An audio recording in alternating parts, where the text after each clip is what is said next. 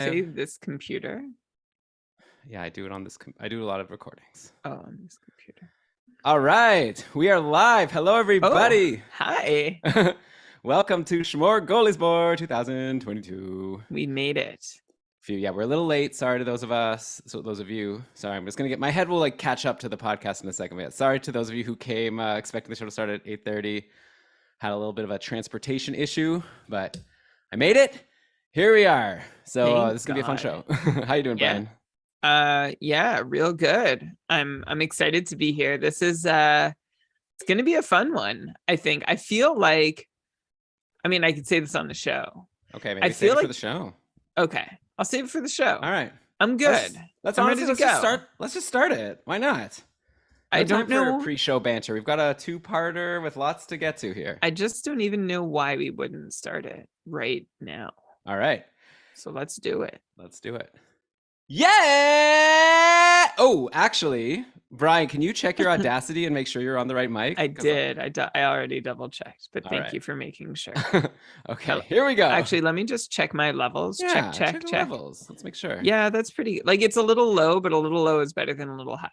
Yeah, but it shouldn't be any different than any other time. Are you no, like, it's the same. It's the same, but like I think I could probably pull it up just a little, but okay, I'm gonna pull it up just. No, don't risk it. Just do what you normally do. Well, that's what I said, and then you said. No, I'm like, you're the one telling me it's a little low. Yeah, it's a little low, but it's better that way than a little. Okay, good. It's where it always is. Beauty. All right. That's perfect. Then why'd you say low? If it's where it always is, it's always perfect. Well, because well. All right, okay. I want it to be how it always is. That's chef's kiss. It is how it always is, which is a little low. It's not okay. All right. Yeah!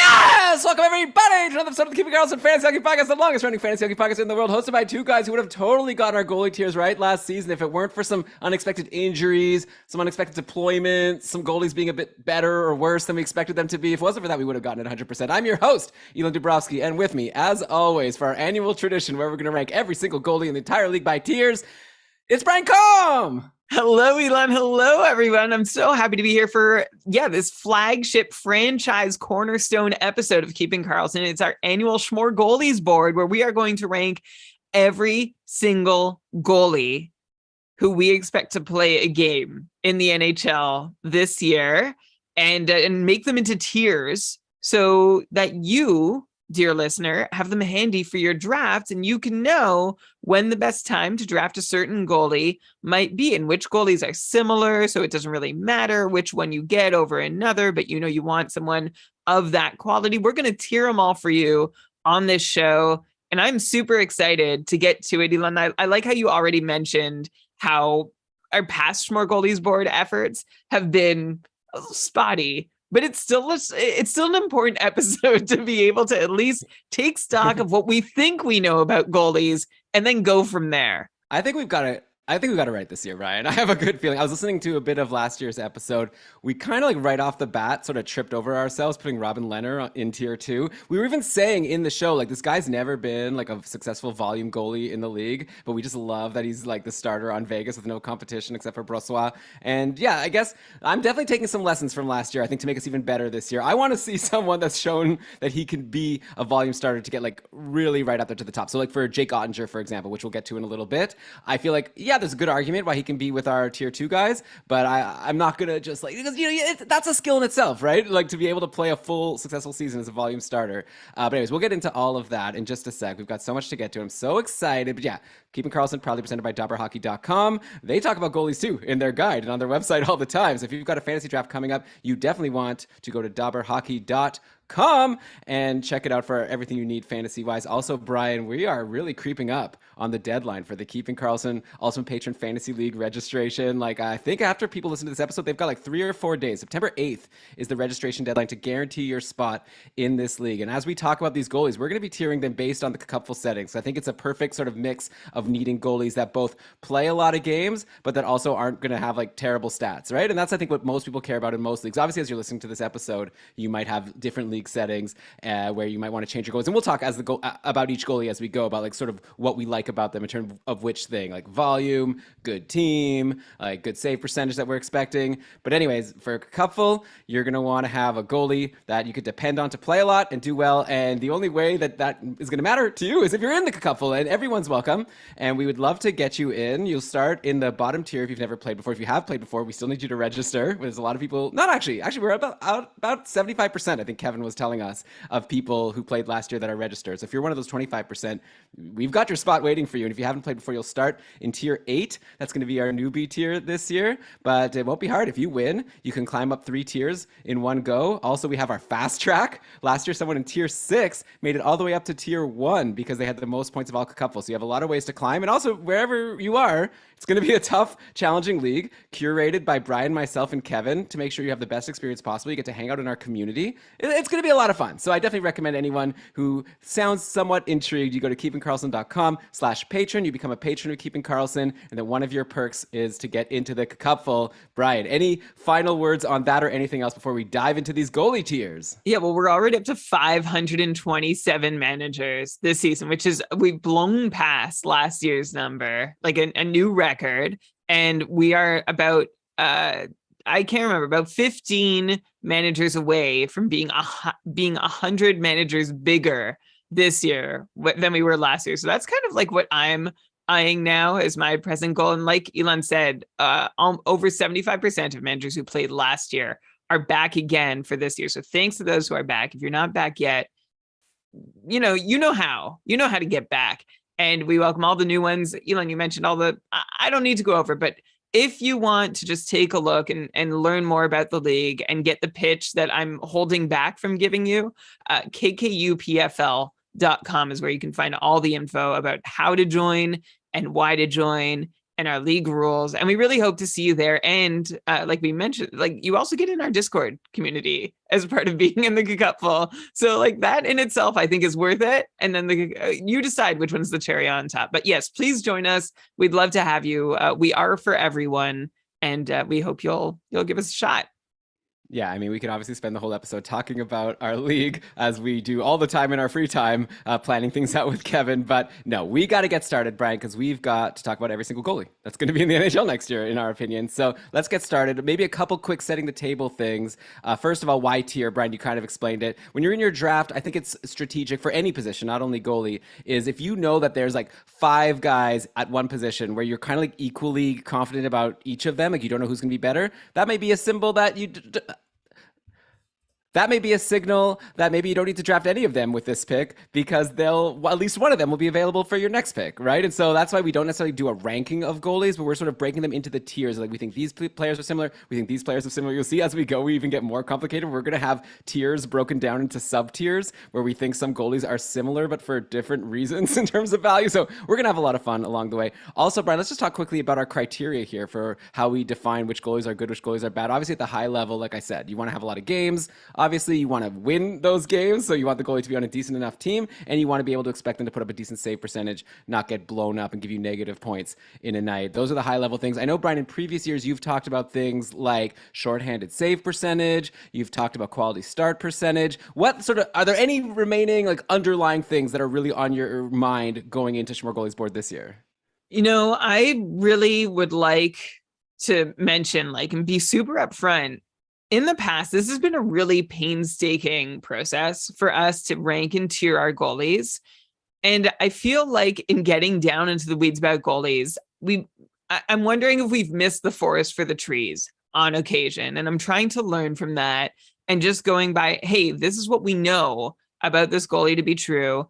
I don't need to bury my head in a whole bunch of numbers to try and justify one thing or another. But we are also a pretty analytical podcast. So I am still keeping in mind, I want a goalie who's going to get me a reasonable number of quality starts, like a 9-15 goalie who gives you 50% quality starts versus a 9-10 goalie who gets you 60% quality starts.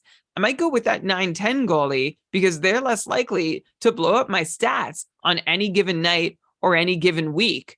like if a goalie is just so freaking random and has super high highs and super low lows, it kind of like it can hurt you as much as it helps you. Whereas you might prefer somebody who's a little more consistent. So I like to look at quality start percentage is one way to go beyond just the save percentage. I like to look at 5-on-5 save percentage. I always mention Delta Fenwick save percentage when we're assessing goalies, which is a measure that's available. I go to evolving-hockey.com to access this number. And it's a way that you can compare how a goalie fares relative to how they would be expected to fare, given how an average NHL goalie does with the same kind of workload. It controls for shot quality, shot high danger, medium danger, low danger, shot locations, and puts it all together into this special sauce that says the goalie, for example, last year, Alex Nedeljkovic at even strength, his expected Fenwick save percentage was .936.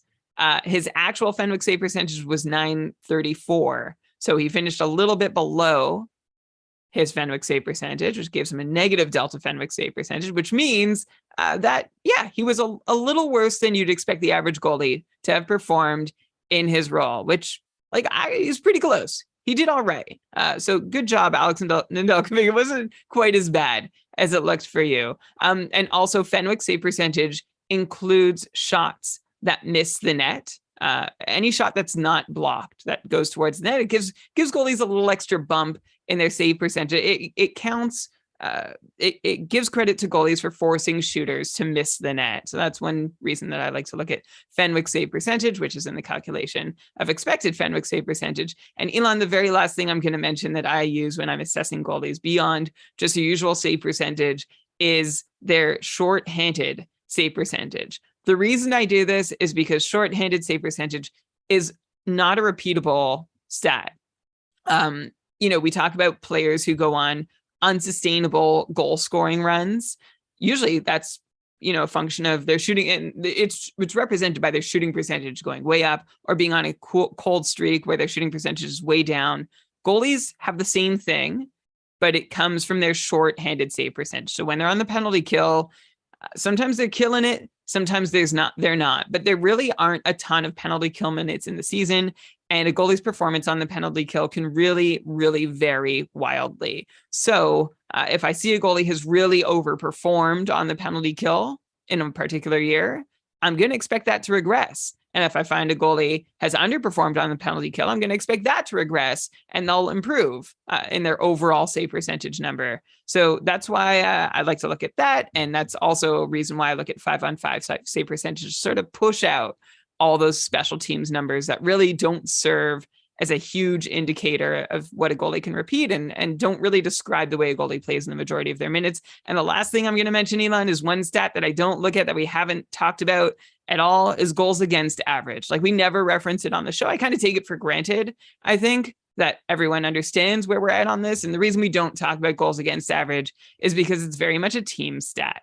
Sure, a bad goalie is going to give up more goals, but really what has been found in the past is that goals against average is very much correlated to the quality of the team in front of you, and goalies really don't have about as much of control over goals against average as they do control over wins, which is not a whole lot, right? Like, sure, you can steal a game and, really be amazing and have some nights where you stand on your head, but on the whole, your team's going to give up a certain number of shots. You're going to stop a certain percentage of them, and that's it.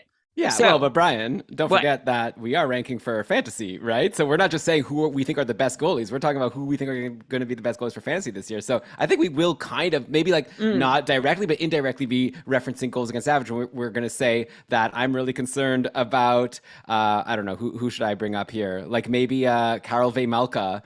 He's not on a great team. He may be a really good goalie. We don't know. We don't have a high sample size for him, but we know that he's on a team that's going to be very scary. And so, we'll reference that in terms of maybe his save percentage might suffer. He might have a low quality start percentage. And yeah, also he'll probably have a very high goals against average. But yeah, definitely I agree with you that as far as goals against average goes, it's not something that I like to use to determine if a goalie is good. Like if he were to get traded to another team, I'm not like, oh, this is a high goals against average guy. Right. Why would this team trade for him? Yeah, totally. So goals against average, it all goes into our Smörgoåliesbord special sauce, right? Like that is part of how draftable a goalie is. When we're talking about individual talent, I don't call it, but you're right. I started that whole spiel talking about what goes in to ranking a goalie, and I moved further towards the individual talent piece and away from the team, but that's a huge factor. So we're looking at, is it a quality goalie? Is it a quality team? And those are basically the two things we're ranking as we tier every goalie for this amazing episode. Yeah. Yeah. Well, and also how much they'll play. Like, I think that Kevin Lankinen may be okay, and he's on a decent team. Maybe he's not the best example, but I don't think he'll play a lot. Well, there's probably some goalie that's good, but that's not going to play a lot. But anyways, we'll get into it, right? Alex Lyon. Oh, God. You love Alex Lyon. Okay. So, yeah, we've got a lot of goalie sketches. So let's just get into it. And, yeah, Brian will now be sprinkling in Fenwick save percentage and shorthanded. When he's talking about some goalies, he'll be like, oh, this guy was high, this guy was low. And now you'll know what he was talking about. If not, then go rewind and re-listen to that whole long spiel that Brian just gave. Let's get started, Brian. Tier 1. These are the goalies that we think are your sure shot, worth a high pick, like very, oh yeah, because another thing is like risk factor, which is sort of a X factor, like intangible thing. Like how comfortable are we that this goalie's not going to all of a sudden, because we can look at all the data from past years. There's also like a gut feeling of like, are they going to keep it up? Like, so for example, Marc-Andre Fleury is a million years old, like as good as he's been, and we'll discuss how good he's been, but like, there's that risk that like, well, he's kind of old. Like he's not going to be great forever, right? Even, Henrik Lundqvist really slowed down when he got into his late 30s. So, that's sort of a little X factor there, but our tier 1 goalies are two goalies who we just feel are such sure things to, and not necessarily to be like the top 2 goalies in the league. I'm not saying I'm going to bet like money that these are going to for sure be the top 2 in fantasy points, but I'm pretty darn confident they're going to be 2 of the top 5, and like there's not a lot of risk that they're going to like totally burn you. Like these are goalies you're going to be able to depend on for a ton of games. They're going to win a lot of those games, and they're going to have great save percentages. And those are, Brian, by the way, Brian and I discussed this in advance, so it's not as if I'm like going to be dropping any surprises on him. Igor Shesterkin and Andrei Vasilevsky. Okay, easy. Like Vasilevsky's just like every year in and year out, he's one of the top goalies. Last year, he actually didn't have like the most amazing year save percentage wise, right? Like 916, but he played 63 games. He won 39 of them. And don't forget, Tampa had like a weird year. They had different injuries. Maybe they were taking advantage of leaving players on the IR a little bit longer. And, and in previous years, he had like a 925 the year before. And yeah, he had 917 the year before that, the 925 the year before that. So if anything, you could follow this pattern and say that he's got a 925 coming this year. But the one thing I know is that in fantasy, you're going to be able to set your watch. If you have Vasilevsky, he's going to play a lot. He's going to do well. And then Igor Shesterkin, he sort of fast-tracked his way up Smörgoåliesbord, right? Like last year, we had him in tier 3, and we were saying, yeah, he doesn't really have a big sample size, but we're going to put him this high because he had so much success in the KHL and he's done so well in the NHL. And he just really just seems like a winner. And last year, yeah, he won the Vezina for good reason. He had a 935 save percentage. The odds on Rangers games when it was Shesterkin playing versus Georgiev playing, if you looked at like betting sites, like wildly different. Like everyone knew that when Shesterkin is playing, this team has a much, much better chance of winning. And now, Georgiev's gone and they've got Yaroslav Halak coming in as the backup. And I mean, I know one of our patrons actually, I'm just going to actually pause for a second and get this up because I did say that I was going to bring some of these up. One of our patrons actually, sorry, everybody, just let me bring up the KK episode discussion. One of our patrons actually, oh yeah. Okay, I'm ready to go. One of our patrons actually, Schwab Squad mentioned that he felt like Halak left Vancouver because he wants games and he doubts that the Rangers will play him like less than 20. But I don't know. I don't think Halak at this point in his career, like I'll respectfully disagree, I guess, and say that I think Halak is there. Yeah, so that the Rangers wanted a goalie that they could somewhat depend on, but I don't think it's like they've promised Yaroslav Halak that he's going to get a ton of games. I think they'll, a smart team should rest their goalie somewhat, right? You don't want to run Shesterkin into the ground and then have him tired for the playoffs. But I think as far as starters and backups go, like this is a 100% sure starter that's going to play a very strong amount. If not as much as last year, then pretty darn close to it. And he's amazing. So yeah, I'll be curious to know if anyone disagrees, and we'll get to tier 2 and maybe talk about why these guys are a little bit less than the guys in tier 1, but I'm just like super confident in Shesterkin and Vasilevsky. There's nothing to point at with either of these guys where something could go wrong. I mean, Tampa is a solid team. The Rangers are, I think, improved over last year. And actually, I think team quality matters less for Igor Shesterkin than anybody in the league. If there's anyone who can handle the team where he's not that's not of great quality, I think it's going to be Shesterkin. They're both going to start a ton of games. I was actually just listening, Elon, to Ben's interview with Arthur Staple on the 32 Beats for the Rangers.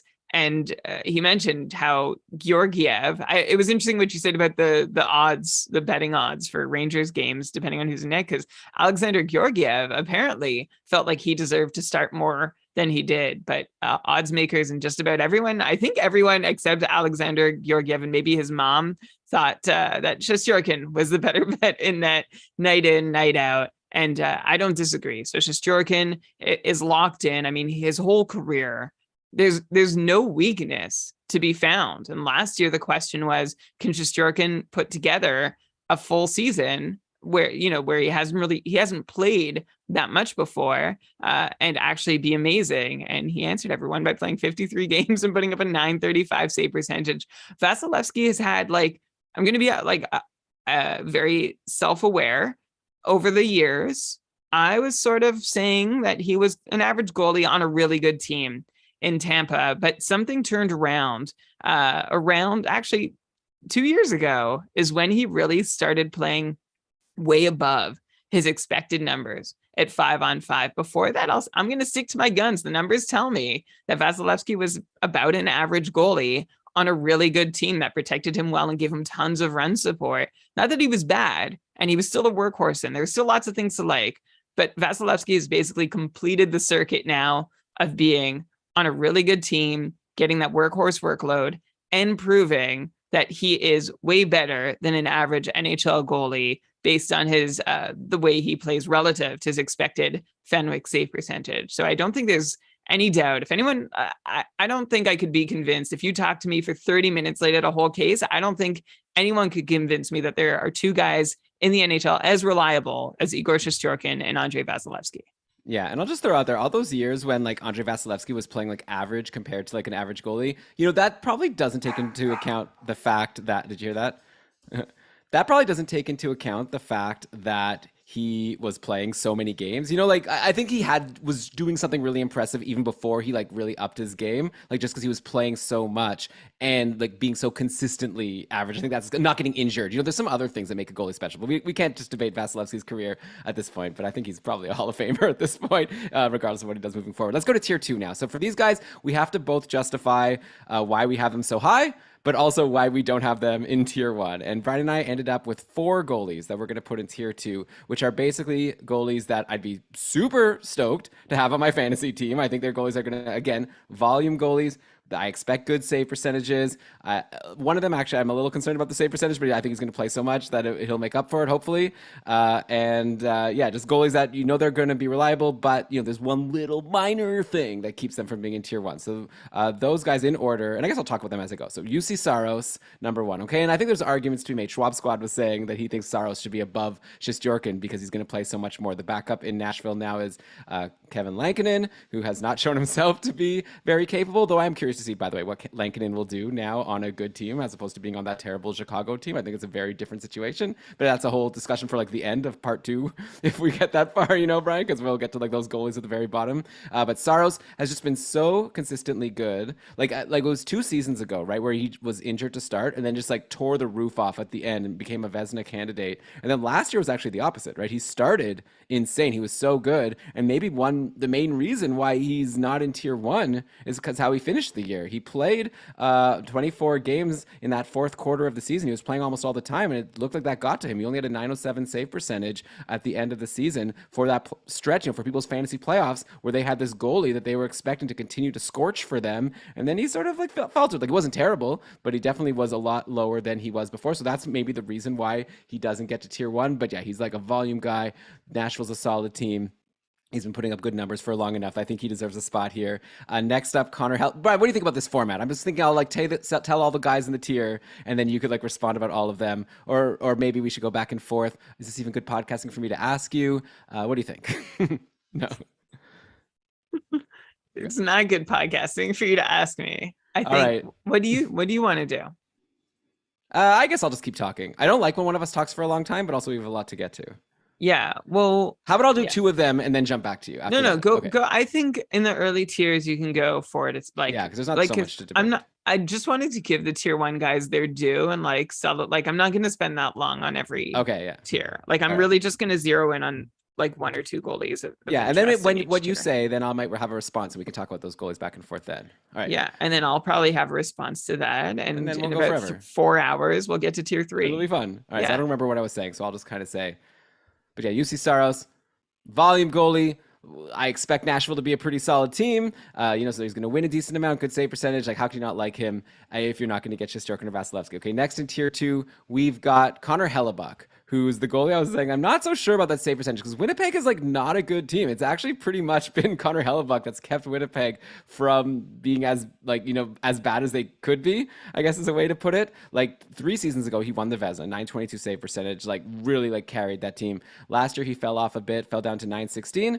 Well, I should say 2 seasons ago. And then, last season, even further of a fall for Hellebuck. He went to a 910 save percentage. But even with that, he was still among the top of Cupful like total scoring because he played 66 games. The Jets didn't want to play Eric Comrie, even though Comrie seemed like it was pretty good, right? But now going into this year, they've got David Riddick as their backup, who I think is worse. Like, I feel like he was one of the worst backups last year. That's why Saros had to play so much for Nashville. So I feel like even if Hellebuck stays a 9-10 goalie, he'll still probably just play so much that he'll be valuable to you in your fantasy league because he's going to get you points all the time. And he'll be, even if he only wins half of his games, it might still put him with a decent number of wins. Like last year, he had 29 wins in 66 games, which is like less than half the games. But, with all that volume, it's still a decent number of wins. So Hellebuck just seems like a solid enough bet. So we have him in tier 2. Next up, we've got Thatcher Demko. Also, maybe not on the most exciting team, but I think that Vancouver is it's almost like a little bit of like a Shesterkin light. Like Demko's been really good, even with not being on the most amazing team. And he's had amazing runs. Last year, we called it the flammability factor, where he could just go on runs where he's winning you week after week. And then he'd have some cold stretches. And last year, he started the season not so strong, less than 900 save percentage in the first quarter. Then he was amazing in the second and third quarter. And then by the end of the season, he was falling off a little bit. But that's what happens with a volume guy, right? It's hard, but he still played 64 games, the most of his career. So I like to see that Demko has proven that he can play a lot of games in a season and still put up a 915 save percentage. I think there's still room to grow. He's only 26 years old, so he seems like just a really solid guy. So that's why we have him in tier 2. And then finishing off the list, Jacob Markstrom is our 4th tier 2 goalie, similar to Demko in a lot of ways in terms of like he plays so much. I guess you're getting the theme, right? We want goalies who are going to play a lot and not be terrible. And Markstrom, actually similar to like a UC Saros, was amazing, like so good to start the year. He was looking like a steal in drafts for anyone. So many shutouts. Yeah, well, yeah, it's true. Yeah, he was insane. At the end of 12 games, he had a 925 save percentage. He was among tops in the league. Then he sort of cooled off by the end. But I think Calgary's in like such a good position to even help Markstrom be better next year. Like, he's 32, so you always have to be a little bit afraid of him aging. But Calgary just got Mackenzie Weegar, didn't give up any defensemen, and they already were like one of the top Ds in the league. So I think he's in a really good spot. And the Calgary backup, this is, I guess, also a theme. If we have a team where like you don't know off the top of your head who's the backup, that's a good opportunity for the starter to play a lot. It's Dan Vladar, who did actually okay last year, at 906 save percentage in the 23 games he played. But I think clearly it's Markstrom's net for a while until I guess Dustin Wolf maybe comes in and starts challenging him in a few years. But that's our tier 2. So once again, Saros, Hellebuck, Demko, Markstrom. Brian, what are your thoughts on these 4 goalies and why we put them here? My thoughts are they all have something in common, and that's that they all really they're all these big, they have a lot in common. You detailed a lot of that. They're all these workhorse starters, but they all had some of their worst games of the season at the end. All right. Like if you look at UC Saros' season, had a great first 4 months. And then in February, the wheels fell off at 904 save percentage over 7 games, followed up with a decent March, but again in April, a 902 save percentage. So 2 of his worst months in the season came in February and April late in the year. Thatcher Demko's 2 of his 3 worst months of the season came in March and April. The other one was November, which you sort of got at. Jacob Markstrom's worst month of the season was April. December was kind of bad too, but again, falling off towards the end. And Connor Hellebuck, 2 of his 3 worst months of the season were March and April. And so my only thought here, well, one actually that I just came up with was, is this common across the whole NHL? Like, is this happening to just these workhorse guys who are all falling off? Or does the average save percentage in the league drop over the last couple months in the season? I'm not sure, and that might be something interesting to dig into after the show for us or any. Actually, Brian, I actually just took a quick peek at our tier 1, maybe top goalie, Igor Shesterkin. He had an 898 save percentage in his last 11 games. So he should have had an even higher save percentage. He still ended the season with 935, and that was with like kind of pooping the bed right at the end. So maybe there's something there. Maybe we should, I don't know, what's the conclusion there? That's maybe the lesson here is you go and you get one of these guys, like I think they're still ranked appropriately and tiered appropriately, But around February, you start testing the trade market for them. If you see them on pace to start as many games as they're starting, and like this might take a little bit more diving into to see, like, does this happen every year? Does it happen to every goalie? But this might be a little sign that, hey, enjoy your Markstrom, Hellebuck, Demko, or Saros up until January, and then start putting them on the trade market. Yeah, And don't think they're going to carry your team all the way through to the end of the season. Yeah, I think it's really an interesting idea. And yeah, maybe we're not like giving this as official advice yet, but I know last year, for example, in the Cupful, I grabbed Anton Forsberg out of free agency for the last couple of weeks of the season, and he was insane, like better than all these goalies that we're talking about, it seems, including Shesterkin. So yeah, maybe get that goalie that's really reliable for you, help that goalie get you close to a playoffs or like, clinch a playoff spot. And then, yeah, maybe it might be smart to just like trade that goalie for an awesome skater. And then, yeah, pick up some other random, like remember how Jordan Binnington was in free agency in all leagues because Husso had stolen the job completely. And then by the end of the season, Binnington was looking pretty good and was helping people. And I got him out of free agency also in the Cupful. So Brian, I think this is interesting advice, but either way, we can't take away from the fact that we're doing our drafts. We're trying to get the best goalies that we expect to help us throughout the season. And yeah, that's our tier 2. And you could still, of course, like that's the thing, like you mentioned, you can get Anton Forsberg. You might find a tier 7, 8, 9. We have a tier X at the very end. You might find a goalie who's going to outperform these guys at any given moment during the season, right? That's just part and parcel with how to value goalies and how to consider drafting them, because you might find some rando comes in and plays as well as anyone. Before you move on to tier 3, Elon, I do just want to shout out Thatcher Demko for the season he had last year. Like his save percentage was .915, which is pretty good, right? Like on its face, pretty solid. Going beyond of goalies who played more than 1,000 5-on-5 minutes last year, Thatcher Demko ranked 6th in Delta Fenwick save percentage. But the thing that I found really interesting about Demko is on the penalty kill, he got destroyed. So remember how I talked about shorthanded save percentage not being something that's repeatable? I'm wondering if Thatcher Demko, actually, if you regress his shorthanded save percentage, he might have had a season above 920. So if you're cool to Demko because, well, Saros had a 918, that was better. Jacob Markstrom had a 922, that was better. I think that Demko is in a similar class as both of them. By his performance last year, he is actually better than both of them at 5-on-5 and just got hammered on the penalty kill. So for that reason, I just wanted to point out that Thatcher Demko could be in line for like a career year.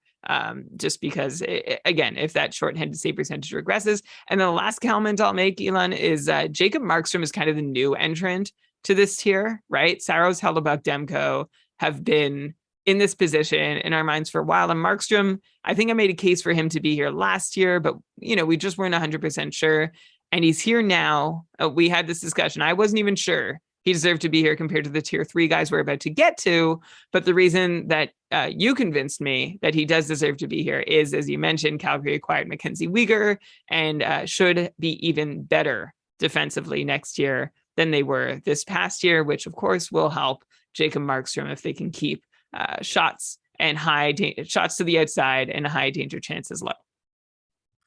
Yeah, I'm really excited now to find out which of these 6 goalies we've talked about so far are going to be the Robin Lehner, the guy that we look at next year and be like, oh man, we really blew it with that guy. Because it seems like these are just 6 sure things, right? To not, again, be like amazing, but to like not totally embarrass us. So let's see if it's one of them or one of these next 4, which we've put in tier 3. And so we're going to get to our 3rd tier of goalies in just a sec. You're listening to Keeping Karlsson.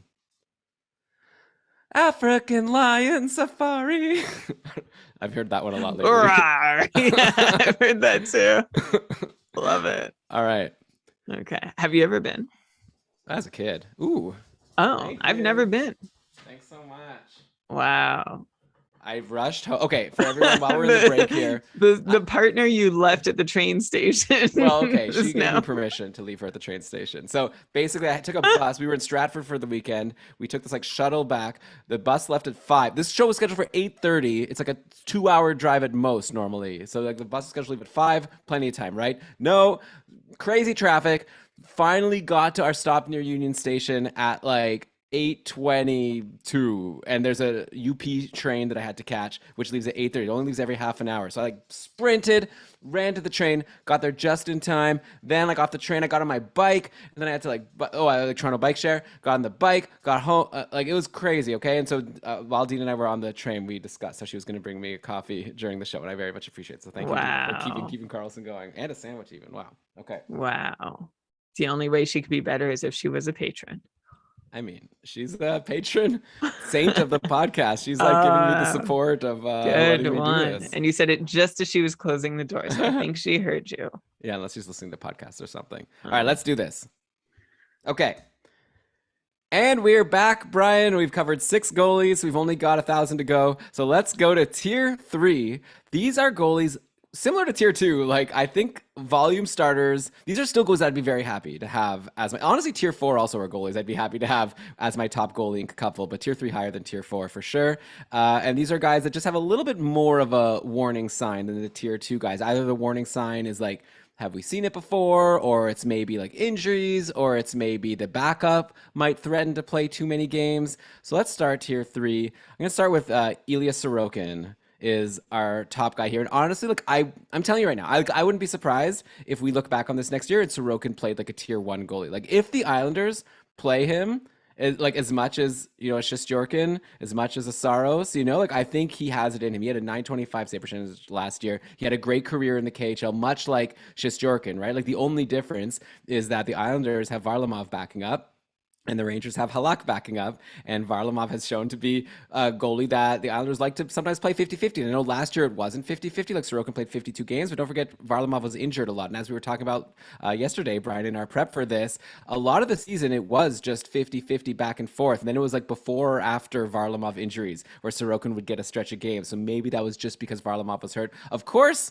there's the upside, right? First of all, that just like this is the last year of Varlamov's contract. Maybe this is the year where they finally decide to just let Sorokin be the, if not volume starter, but at least the sure, 1A with a bullet, like play 2 or 3 games in a row every single time.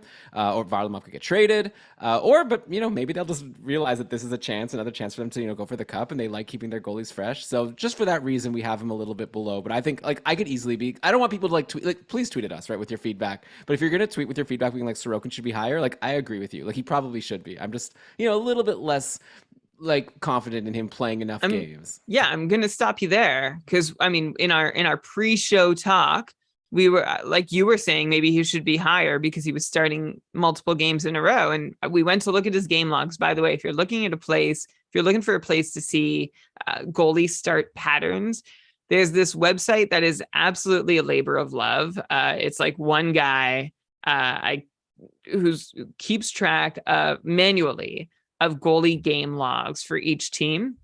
And it's called hockeygoalies.org. You hear us credit it regularly.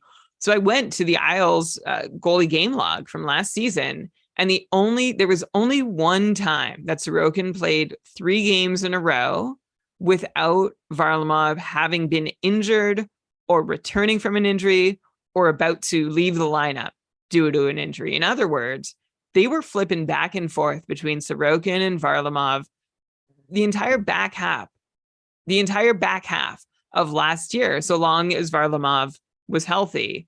And I just don't know, Elon, if that's going to change this year. So while you're saying, yeah, you could argue that Sorokin should be higher, you could also argue that Sorokin should be lower because he still might only play exactly 41 games next season, depending on how the Isles coaching staff plans to manage the crease this upcoming year. And I don't think there's any guarantee that he starts 45 or 50 games even, so long as Varlamov stays healthy. Now, Varlamov isn't always able to stay healthy, so maybe that is a reason to think, 45, 50 at least is a good starting point. But then getting above that, I think it's going to be a really tall order. And to be your tier 3 goalie, I mean, look at the other guys, Anger, Anderson, Jari. We don't expect either of those guys. Alert. I was going to build it all up, but okay, I don't see either of those guys being really challenged for starts or being forced to share the crease the way I see Sorokin being forced to share the crease the way he has for the last 2 years. Yeah, I'm with you. Like, I'm just going to throw it out there because a lot of this is also hunches, right? Like, we don't know. There's no right answer right now. There will be a right answer in a year from now, or even in a couple months from now. We'll probably know a lot and be able to rejig this.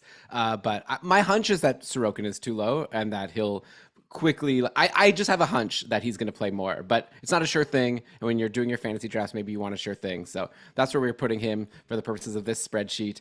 By the way, Brian, we're going to do an episode before the season starts where we're going to like kind of go over what we've learned from training camp, and we might announce some changes we're making to our goalie tiers. And who knows, maybe we'll even learn something from training camp that we should move Sorokin higher. Okay, so you've already given up. It's basically a hedge to put him in tier 3. He could be a tier 2 or even a tier 1 goalie. He could be a tier 4 or 5 goalie. We're sort of plopping him in the middle in a really visible spot so that you can make your call about if you have the hunch Elon does that he's going to play more often, even 2 out of every 3 games. Honestly, that's a bridge too far for me right now until I see otherwise. Fair enough. Okay, so Brian already gave away the rest. Maybe it was too fast, you didn't hear it. So next up, we're going to go to Dallas. Okay, Jake Ottinger, he had a pretty solid-ish season. Like, he had a weird season, first of all, because he didn't even start the league in the NHL. He didn't even, start the season in the NHL, right? He was in the AHL because Dallas, for some reason, thought that Hudobin and Holtby were their options they wanted to go with. But that quickly changed. Ottinger came in, and he had some good games. He had some bad games. By the end, .914 save percentage. Then in the playoffs, we all know he like sort of stole the show in that series against Calgary. Almost helped Dallas win that series, but it wasn't meant to be. Reminded me a lot of Thatcher Demko when he had that breakout in the playoffs. And now with Dallas, Holtby is gone. Hudobin is clearly not the guy that he once was that led Dallas to the Cup Finals a few years ago. They brought in Wedgwood, who's like, to me, screams like, oh, maybe decent-ish, but not volume backup goalie. So I'm so excited about Ottinger to really get an opportunity now to show us what he can do as a full-time starter, similar to like Saros from last year, who really got that opportunity. So yeah, we'll see what Ottinger does. And I feel like he's, we're not going to put him any higher than tier 3 because we haven't seen him put together a full season. But I know there's a lot of people that are really excited about him. There's also some people like Ben Burnett who think that he's getting way too much hype and he should go lower. So yeah, this is a kind of a volatile pick. But this is where we decided to put him here above the tier 4 guys. So maybe when we get to tier 4 guys, we can talk about how we compare them to an Ottinger. Sure, yeah, and I'll give you one argument to back Ben's argument that Ottinger is getting a little too much hype. And that's that at 5-on-5, Ottinger was basically average last season. Like he was a little above average, but just a little. And the way he was playing, especially in the playoffs, it's the way Ottinger played in the playoffs makes it hard to remember any bad moments of Ottinger's in the regular season. There were some, but honestly, there were so many games where he stood on his head and did so great. So I think that's one thing to keep in mind about Ottinger. I don't feel like he has to worry about being challenged, but I also will put out there that he, I think, was flourishing in the system created by Rick Bowness, who is now no longer there. And there's a new coach. So there might be some growing pains with Pete DeBoer there, who's also a pretty defensive coach as well.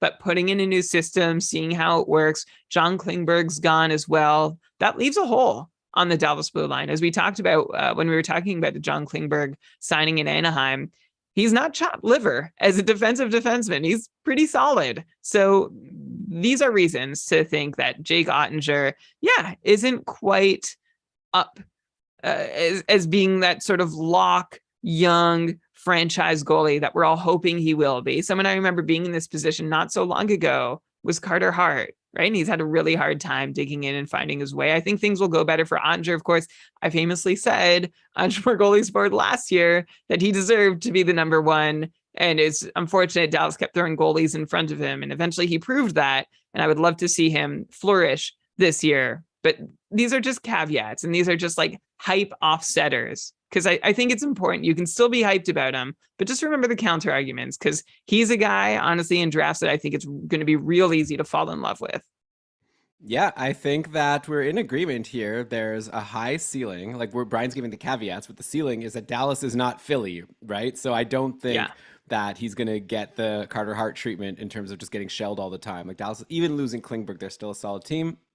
And, you could say that another goalie that was in this situation recently was Carter Hart. You could also say another goalie in this situation recently was like a Thatcher Demko, who was the backup to Markstrom. And then once he got the opportunity, really proved himself to be a tier 2 Smörgoåliesbord goalie. One moment, please. Which is the greatest compliment anyone could ever receive. Yeah, get excited about Jake Ottinger. Just remember the downside. No, I'm going to change that. Get excited about Jake Ottinger. just remember, it's not a sure thing. But these are goalies we're talking about. And Elon, in tier 3, there's a couple other guys who have been far from sure things in the past, but look like sure things with their save percentages last season. 922 for Freddie Anderson and a 919 for Tristan Jarry. They round out our third tier.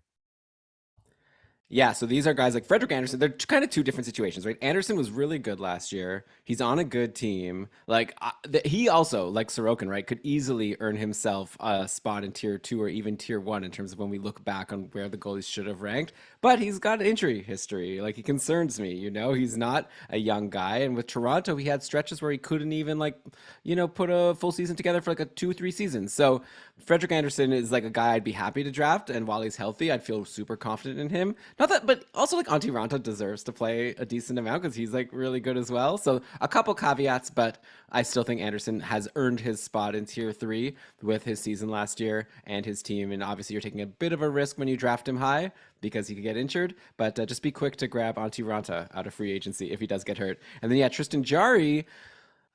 Like, he's not an injury risk. Like, Pittsburgh's a solid team. Like, Casey DeSmith has had opportunity after opportunity to like play more games, and he has pretty much shown to me that he's not going to do it. Right? I think Jarry is going to be a decent enough volume starter, and it's just a matter of like, I think he's good. Like, last year he was good. He's had stretches where he wasn't good, so that's obviously why he's in tier 3. Like, he's not like this like sure thing to me, like a Vasilevsky or a Shesterkin. Like, if Jarry turns out to be someone who has like a real bust of a season this year, I wouldn't be like totally shocked. But at the same time, after the year he had, and the fact that he's a volume starter, and the fact that Pittsburgh is a team that's still going for it after re-signing Malkin and Letang to long-term contracts. So yeah, how could you not have Tristan Jarry decently high? So he'll be a fun guy to compare to our tier 4 guys. But yeah, I think Anderson and Jarry are worthy of tier 3, but also I think all these tier 3 guys have the potential to be like worthy of being tier 2 or 1 when we look back, but also potentially falling off. And that's why, they're a little bit of a concern. So yeah, to recap, it was Ottinger, Sorokin, Anderson, and Jarry. Brian, any thoughts on Anderson or Jarry you want to share? I'll throw out a couple on Anderson and Jarry together. The first is that on the penalty kill, like, these are two guys who I actually think, remember I said Demko underperformed? Well, Anderson and Jarry overperformed. Anderson had a 928 shorthanded save percentage. That's amazing. Jarry had a 935 shorthanded save percentage. That's also amazing. These are compared to expected numbers that are generally should be in the like low 900s or even high 890s in some cases, depending on the team playing in front of you. So Anderson and Jarry putting up nearly 5-on-5 quality save percentage numbers shorthanded shows that, yeah, 919, 922 might be hard to repeat, and maybe they fall closer to Demko's 915 if they keep it up. I will say Anderson had a career year last season, one of his best seasons. Well, actually, his best season in net last season, according to his Delta Fenwick save percentage. And this is a guy who's been steadily good his whole career. So to bring it up another level actually means something for him. And Jarry, I was actually wondering, like, do I like him more? But then I looked at his numbers, and he's got like a Vasilevsky track record, which old Vasilevsky track record, which is to say he's average more often than not. And like I said, he was really buoyed by a really great shorthanded save percentage last season. So I wouldn't be surprised to see him fall off a bit. He seems like, between Anderson and Jarry, I'm trying to decide who I like more, because Anderson seems more likely to perform well, but he also seems more likely to share the net so long as Antti Ranta is healthy. Like Carolina, we know Rod Brindamore likes to keep his goalies fresh. So maybe Anderson starts 2/3 of Carolina's games and Jarry gets to start like 3/4 of Pittsburgh's. So there might be a bit of a trade-off there, but it's kind of a wash if you look at both of them and weigh them. And that's why they're both in tier 3, which brings us, Elon, to the guys we're going to compare them with in tier 4, which features one guy that in our pre-show chat, we knocked out of tier 3. Oh, remind me who that was again. Let's start with that player, because I actually forget who it was. It was Marc-Andre Fleury, who was originally in that tier 3 group with Ottinger, Sorokin, Anderson, and Jarry. And then tier 4, we're sort of defining as these volume starters who've had a bad season in the past. And so like they're not a guarantee, compared to tier 3, who like have a small concern, but they're they look pretty clean otherwise. And our guys in tier 4 don't have such a clean track record as the ones in tier 3. And Marc-Andre Fleury doesn't have such a clean track record. And he's old, right? Like Marc-Andre Fleury is getting up there. And also, he has not been consistently good in recent memory. So I think I could see the argument. He's playing for Minnesota. They're a great team. This is a team that has famously made Devin Dubnyk look great year after year after year. And I don't think a whole lot has really changed in the type of style of hockey they play. But Fleury's going to be 38 at the end of November. And just looking at his recent career numbers, if you look at his raw save percentages or his Delta Fenwick save percentages, there's one season that looks really great. That was 2021, where we thought Robin Lehner was a tier 1 goalie, only to be terribly outplayed by Marc-Andre Fleury with a 928 save percentage. But really, that season stands alone over the last 4 as being a really outstanding year for Fleury, who, again, is going to be 38 in net this season. And that's just too big a concern for me to put him in with those tier 3 guys. Yeah, but of course, at the same time, we're putting him here because there's a good chance he could still be really solid. Of course. He last year had a 908 save percentage overall. Part of that was on that terrible Chicago team. Then he came to Minnesota for a very short stretch. And of course, with Cam Talbot gone, we expect that Fleury should play a lot, right? They've got Gustafsson, who Brian's been a fan of before. That's who they got back from the Sens in that Talbot trade. But yeah, unless something surprising happens, like last year, I kind of thought that Fleury and Lankinen could kind of share the net in Chicago, and that clearly didn't happen. He was clearly like a lot better according to the coaching staff, and like, I don't disagree with them. And yeah, I think next year there's a really solid chance that he's a volume guy in a good team, and he could, even if he only puts up like a 9-10 save percentage, like that's similar to what Connor Hellebuck did last year, and that we've got him in tier 3, 2. We've got him in tier 2, right? Just because he plays so much. And I think Fleury has the chance. Of course, the risk with Fleury is he's a lot older than Hellebuck, so there's a bigger chance that he won't be able to handle playing as much as like it seems like he should play a lot based on like who else is there. At the end of the day, like if you're trying to win a Stanley Cup and you're the Minnesota Wild, do you really want to run Marc-Andre Fleury into the ground? So maybe they do give Gustafsson a good run, or they try another goalie if Gustafsson can't handle it. Who's next on the depth chart, by the way, in Minnesota? Do we have that name available to us right now, Brian? I'm trying to remember if well, actually I'll just pause. I thought maybe it's like it's a prospect, actually. Next up, I'm just bringing it up now. Well, I mean, they've got, yeah, it's Jesper Wallstedt, but I wonder if there's somebody else in Iowa. Okay, why don't you say it for the show now? Say that like more in the show way. Okay, but I just want to pull up the Iowa depth chart. Okay. Or I guess I could just keep going, Ryan. No, I got it. Okay, all right. I got it. Just give me a sec. Okay. Well, the next name that I think people will think of when they think of the next goalie in Minnesota is Jesper Wallstedt, who is, how old is he? He's 19 years old. He was drafted 20th overall by the Wild in 2021. And we'll be watching in camp to see how close to being NHL ready he is. But the truth is, not a lot of players in their teens or even early 20s or even mid 20s who play goalie are ready for the NHL that young. If I'm looking at Iowa's depth chart, the Wild AHL affiliate, to see who else is in their system, I'm seeing Andrew Hammond, Zane McIntyre, and Derek Baribeau. It's the 3 goalies who played the most games there. So I guess Zane McIntyre, if he's still, he is still under contract with Hunter Jones. So perhaps those 2 might have a shot at competing with Gustafsson. I guess Zane McIntyre would be the one.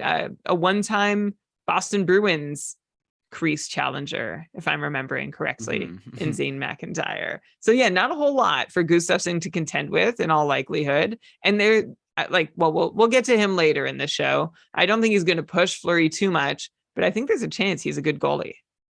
Yeah, so that's the Fleury situation. I'll be curious to hear if people think we have him too high or too low. Then next up in tier 4, let's put Elvis Merzlikins, who I like Elvis Merzlikins. I think we've talked about him a lot on like Patreon and recent shows. I just have a hunch. This is like a hunch. I might even put him in tier 3. But I won't put him in tier 3 because you don't need to. Because you don't need to draft him so high. Like again, this is sort of supposed to be a tool for your drafts. But I think that if you can get like, a good skater, and lots of good skaters in the first few rounds, and then you fall, and then you get Merzlikins early. There's risk here, but I think he could end up really helping you this season. Like last year, he was a pretty high volume guy, like 59 games, had a 907 save percentage, which isn't great. But, Columbus was, first of all, a rebuilding team. They had just traded away Seth Jones for guys who they expect to help them in the future. And I think people are saying that trade is turning out to look really good for them. And now, so, all these players that they got are a year older. I think that, they've just acquired Johnny Gaudreau, which I think right away makes this team more of a contender to win more games. And I think Elvis obviously had all that off ice situation. He was affected by the death of his friend Kivlenix, who was a goalie in the system. And I just feel like last year you could have excuses for why he didn't put up those numbers. Because if you recall, Brian, a couple of years ago on Smörgoåliesbord, we were talking about Merzlikins as like an up and coming, like top prospect, a guy who we really expect to be like the Ottinger, like Ottinger similar hype, but it was for Merzlikins a couple of years ago. And so I feel like it should maybe still be there. Like I'm not that concerned about him. I think like I said, so I think Columbus will be better. I think Merzlikins is going to play a lot, and I think he's better than his numbers from last year indicated. So yeah, I think he's here in tier 4. Like I can't justify putting him higher after last season, and because Columbus isn't like the most amazing team. But that's another hunch guy for me. If I end up with Sorokin and Merzlikins in my draft, and also a lot of good skaters because I let people swing on higher ranked guys, I'd be very happy. For sure. Yeah, Merzlikins was someone I was really high on going into last season because he showed so much promise in basically his first season of big time action in the NHL in Columbus. He was clearly the better goalie than Joonas Korpisalo. Remember, they took turns going back and forth, going on these great runs when the other one was injured. Like neither one could get into a rhythm, but then Korpisalo got injured and Merzlikins just went nuts. And then Merzlikins got injured and Korpisalo went nuts. And we sort of looked at both and we're like, yeah, I think Merzlikins is going to win the job. But he actually hasn't had as successful a season since that rookie campaign. And of course, you had the COVID interrupted year. And then you had, as you mentioned, Elon, last season, where, he said he was going to play amazing. He was really motivated to play well for his friend who had died and also for himself. And then it seemed like that was too big a burden for him to carry through the whole season. There's a really sad interview where he was like, yeah, even like the sound of like the cannon going off like was jarring to me, and it made me feel uncomfortable and brought back memories of the incident. So I am I would love Merzlikins to have a good year, and he's a great target because, as you mentioned, I think he's a good goalie. I think Columbus is going to be an improved team.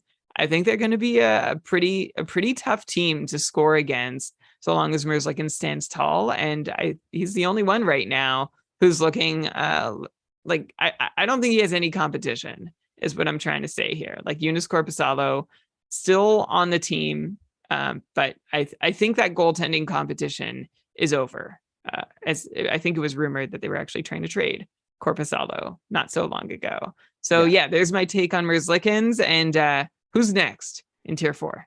Yeah, I think at this point in Columbus, it's like Tarasov will one day be there, and Korpisalo's there to back up. But yeah, it's kind of like with Casey DeSmith. Like I said before, at one point we thought maybe there was a chance he could be decent, but it seems like now he's just a backup. So we've got 3 more guys in tier 4. By the way, tier 4 is going to finish off the goalies that I think are like guys who have potential to be like volume starters with a lot of wins and do really well, and potentially be, guys we look back at as tier 1 guys, just with some risks. Next up, Darcy Kemper. Okay. Last year, he won the Stanley Cup. He had some really good runs on Colorado. At the start of the season, he wasn't looking that amazing. And I remember at one point, Brian, you were suggesting that maybe, like Francouz could end up playing more. Like we didn't know what was going to happen. Francouz started, I believe, injured to start. Anyways, it was a weird season for him. But at the end of the year, he really heated up. And then obviously it wasn't amazing in the playoffs, but he was good enough to help Colorado win the Cup. Obviously, I think a lot of goalies would have been okay enough to help that amazing team win the Cup. Now he goes to Washington, where he's expected to be the volume guy. They brought in Charlie Lindgren, who wasn't even in the league last year, aside from a few games where he was incredible with St. Louis in those games. But yeah, I think the plan is for Kemper to be a starter. They've signed him to a long-term contract. Let me just add a point. They've signed him to a long-term contract. There's a lot of reason to expect him to be good. The reasons, though, to be a little bit concerned are A, he's 32. B, he's had some injury history. Like he's not someone you could maybe depend on, kind of similar to like a Freddie Anderson. Like I don't know if I'm like gonna say right now that I think Kemper's gonna stay healthy all year, I think if I had to bet on it, I'd say that he's probably gonna miss at least a little bit of time. No jinx, of course. Also, he is on a team with Washington that last year, neither of their goalies were able to do very well. And it's hard to say like how much are we gonna blame it on Vanacek and Samsonov, and how much are we gonna blame on just the team being bad. But clearly, it's not like he's going into a spot where people have been thriving recently. It's not like back in the day when Holtby was putting up Vezina winning seasons, and was insane. Like it's been a while since we've seen a Washington goalie really be incredible. And so, I don't want to just bank on it now that Kemper's going to come in and be incredible on this team. So yeah, that's our next guy in tier 4. And here, I'll bring up the other two, Brian, then you can just comment on them both. Next up, okay, very similar situation. Jack Campbell, okay, a guy who also is starting on a new team in Edmonton, has been signed to a long-term contract. I think I like Kemper better than Campbell, mainly because I think that Stuart Skinner is a really good goalie who may be, a future really good goalie in the league, and we'll see how long Campbell can hold on to being the starter. But I think at least for next year, at least to start next year, Campbell comes in as the presumptive starter. That's good. They're going to want him to play at least like 50 plus games. That's why they're paying him all this money. Last year, Campbell started incredibly. He was fantastic. And again, like this pattern we've started to notice, he really fell off at the end for the Leafs. By the end of the season, he had after he had a 944 and 931 save percentage in the first 2 quarters, he ended the year below 900 save percentage in his final 24 games. It all came together as a 914 save percentage, but really it was like the tale of 2 seasons. Campbell also has had some injury risks. So there's lots of reasons to be concerned about him. But Edmonton, that's a team where if you're their goalie, even if you have a bad game, you have a good chance to win just because they score so many goals with McDavid and Draisaitl and company.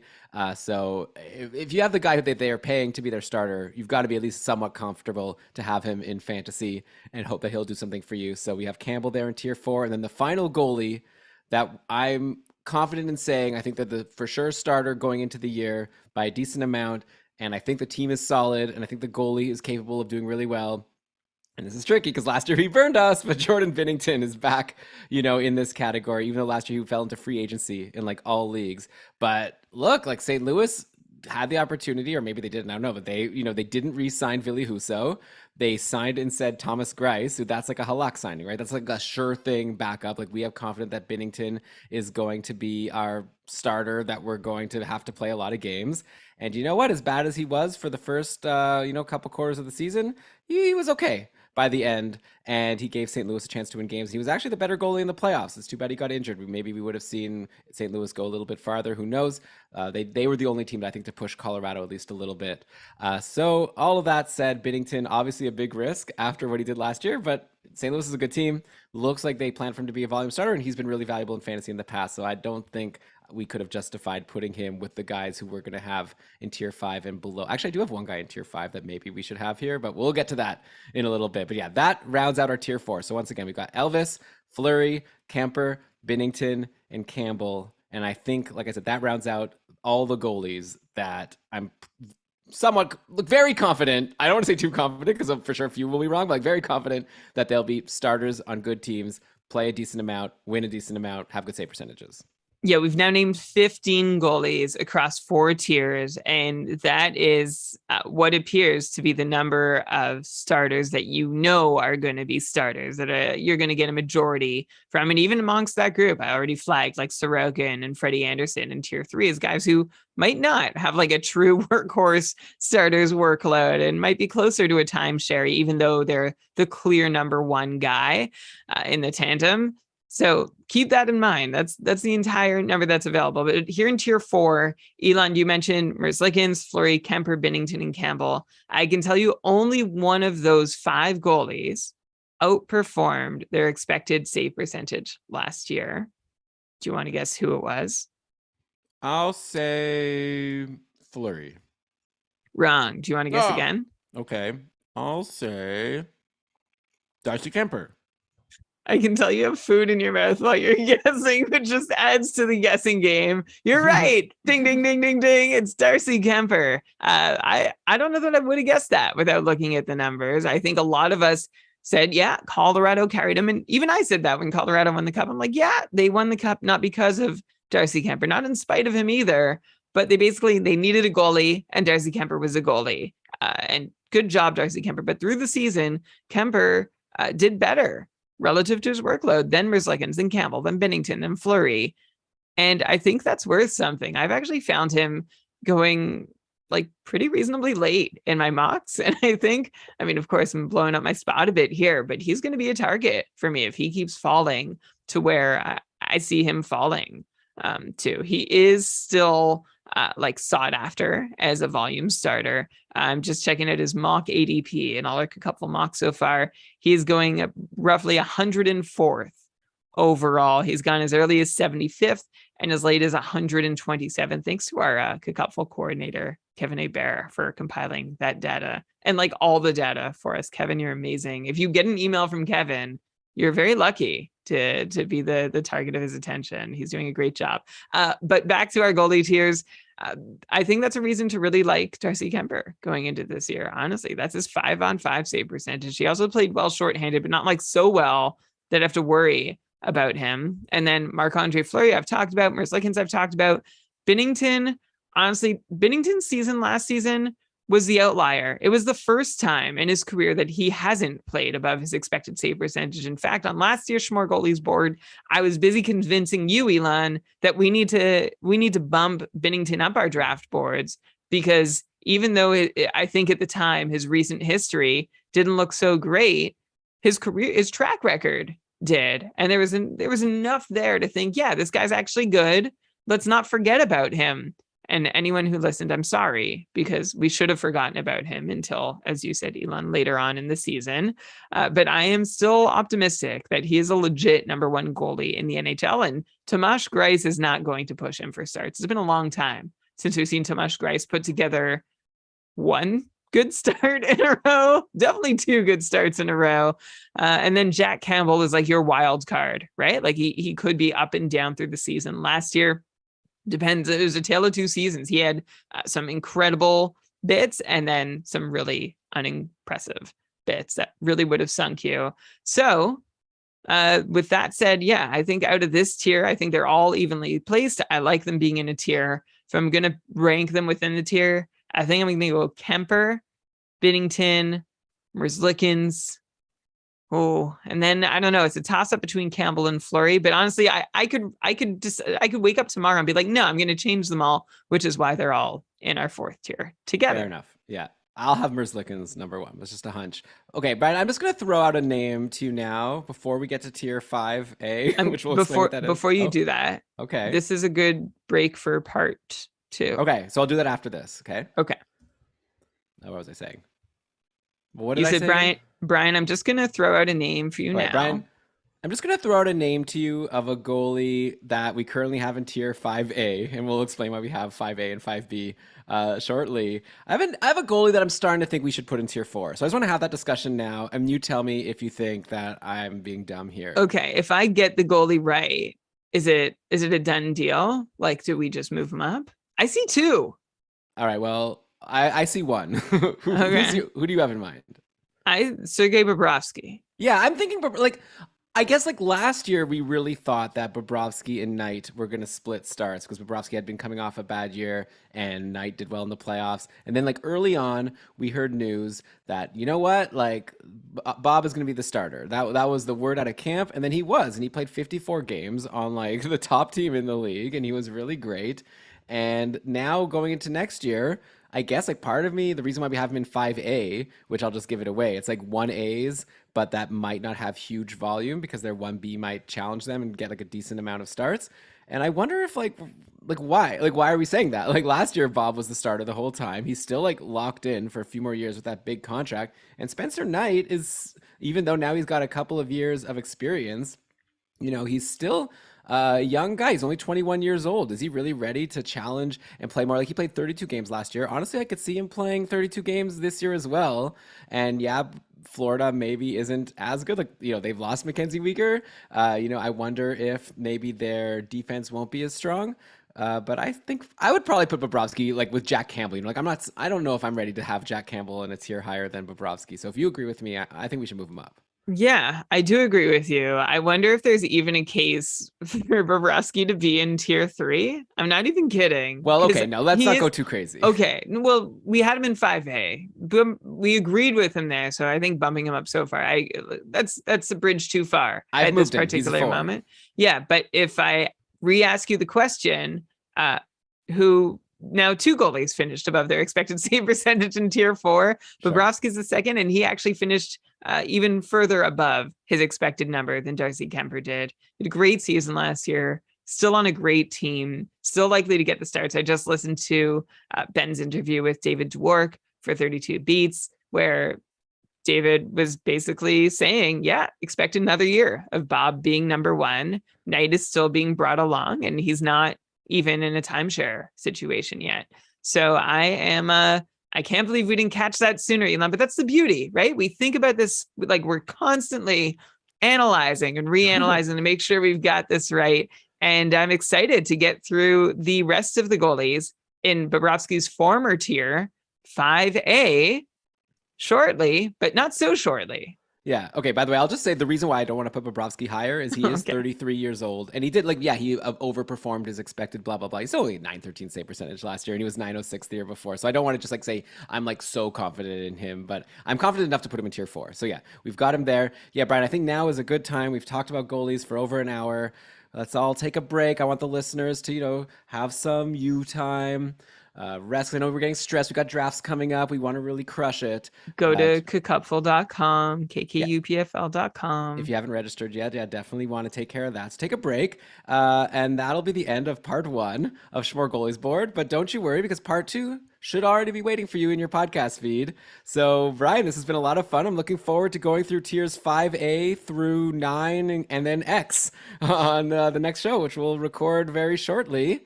Thanks, everyone, for listening. We'd appreciate a 5-star review. If you can follow us on Twitter at Keeping Karlsson. What else was that? I'm not even going to play outro music, okay? Bye, everyone. Download part 2. We'll see you soon. Okay. Let's go. Now I don't have a joke ready. All right. Yes! Welcome, everybody, to another episode of the Keeping Karlsson Fantasy Hockey Podcast, the longest-running fantasy hockey podcast in the world, hosted by 2 guys who just moved Sergei Bobrovsky up a tier mid-Smörgoåliesbord, and we'll see if we change any other goalie tiers as we go through part 2 of our mega episode, talking about every single goalie in the entire league. I'm your host, Elon Dubrovsky, and with me for the back half of this goalie extravaganza, may I even say a goalie smorgasbord, it's my very good friend and co-host, Brian Combe. You may say a Smörgoåliesbord. That's exactly what we're calling it. I hope everyone here has listened to part 1 and enjoyed part 1. Those were the enjoyable goalies. I said at the end of it that we had 15 goalies you could count on to be the number 1 volume starter. And now there's 16 because we moved Bobrovsky out of tier 5A, which we're about to get to, into tier 4. And now we're getting into, there's a lot of gut calls here with these goalies, and not like you basically at this point in our tiering, you're looking at a flowchart situation where you have to figure out what your needs are. Are you looking for a goalie who can come in, occasionally get a little more than half the starts, be a decent shot to play well? Is that good? Low volume, decent shot to play well? Or would you like a high volume goalie who is a wild card for whether or not they're actually going to play well? Like, these are goalies who are still going to play a lot of games, but any given night, based on recent performances, we have no idea what we can reliably expect from them. So these are the choices you're making at this point in our tiering experience for Smörgoåliesbord. Yeah, so that's why we split tier 5 into 2 tiers, because I don't want to necessarily compare and say that I'd rather have Carter Hart or Jeremy Swayman. It's like, if you want more starts, probably Hart. If you want better games, probably Swayman. So that's why we split them up into 5A for the 1As, but that have a backup who's going to play a lot, not even a backup, like a 1B. And then 5B are going to be our remaining volume starters who we're scared to death about. I think at this point in your draft, you probably want to have one of these other goalies, by the way. You probably want a guy from tier 1 to tier 4 that you can sort of depend on to play a lot and be decent. If you waited this long, you're taking some swings, and it could really work out for you. There's a lot of guys who are in tiers 1 to 4 that haven't been in the past, and people got really lucky to land on them. But you also have that risk of just not ending up with a great goalie, which maybe will be okay, right? Maybe you don't end up with a great goalie after your draft, and depending on your league settings, maybe you can float your team with some backups or just even an extra skater, and not playing goalies. And then maybe you find a good goalie in free agency after an injury, or someone that really pulls a Ville Husso. So, Up to you how you want to play, but yeah, so tier 5A, let's do. So first let's do the 5A, the guys who we consider them 1As. They're probably the starter, but they could like lose the job or it could end up being 50-50. But we like them. When they play, they're probably good. So we've got 3 of these guys, maybe 4. We'll debate one of them. Starting off, I already said Jeremy Swayman, right? So he's a high pedigree prospect. Boston is a bit of a scary situation right now with McAvoy injured. We don't know how good of a team they'll be without McAvoy, without Grishlik.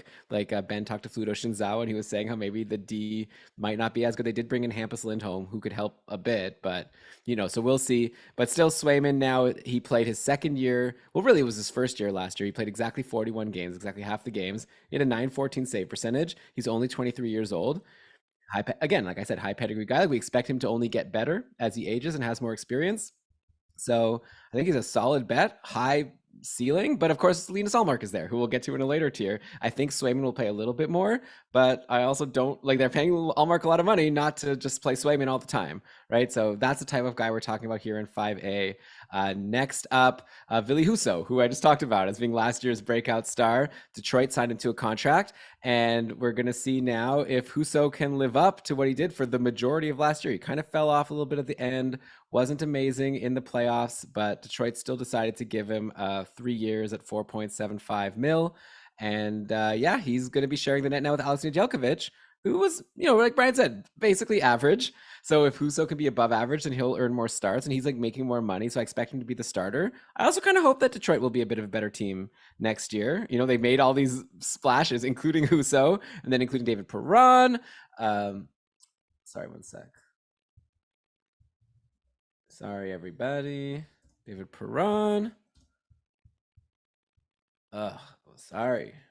What do you need? Can I help? No, I just need a moment to David Perron. Okay, I've got it. Andrew Kopp. Yeah. David Perron, including Andrew Kopp. Hopefully Jakub Vrana is finally healthy. Like we expected this team should be better, right? So hopefully that's going to be a good situation for their goalie and Ville Husso. Yes, we'll see what he can do. So that's why we have him in 5A. And then again, like Brian said, it's a bit of gut calls because we don't know. We'll learn more in camp. And like I said in part 1, we're going to potentially make some changes to Smörgoåliesbord, our tiers here, which by the way are available, keepingkarlsson.com/goalies, or they will be available by the time you listen to this episode. For people watching live, it's not there yet. But yeah, we'll see what happens in camp. But right now, I think in Colorado, the sense is that Georgiev is going to be the starter and Francouz is going to be the backup. But I'm not going to bank on it all year. Like Georgiev has to really prove that he can earn it. But man, the ceiling, if Georgiev is a starter on Colorado, is insane because that team is probably undoubtedly like the best in the league. But of course, Georgiev only had an 898 save percentage last year on the Rangers. So we have him there in 5A. So Brian, that's Swayman, Georgiev, Husso. Why don't you talk about those 3, and then we'll talk about the guy that sort of bridges our gap between 5A and 5B, where like, I'm not sure if he's a volume starter or not. I'm not sure if he's good or not. But first of all, Swayman, Georgiev, Husso. Swayman, Georgiev, Husso. Okay, I'm going to start off with Georgiev, actually, who's someone who has been a really exciting fantasy spot start for the last few years with the Rangers. Like he's had some huge week winning performances over the years. There's no denying that. Last season was not Georgiev's year. In fact, it was the worst year in his NHL career. He had an 898 save percentage in all situations. He had his worst 5-on-5 number. And this guy also, like his worst 5-on-5 number would have hurt. He wouldn't be sub 900 though. The reason he's sub 900 is because Georgiev had a shorthanded save percentage of 844. That's like a league worst number. His expected number was 897. I mean, compare that with, who was I talking about? Jari and Anderson, who had like 928 and 935. Georgiev had an 844, which is just unreasonably terrible. He did not have a good time being a goalie shorthanded, but at 5-on-5 last season, he actually played above his expected numbers.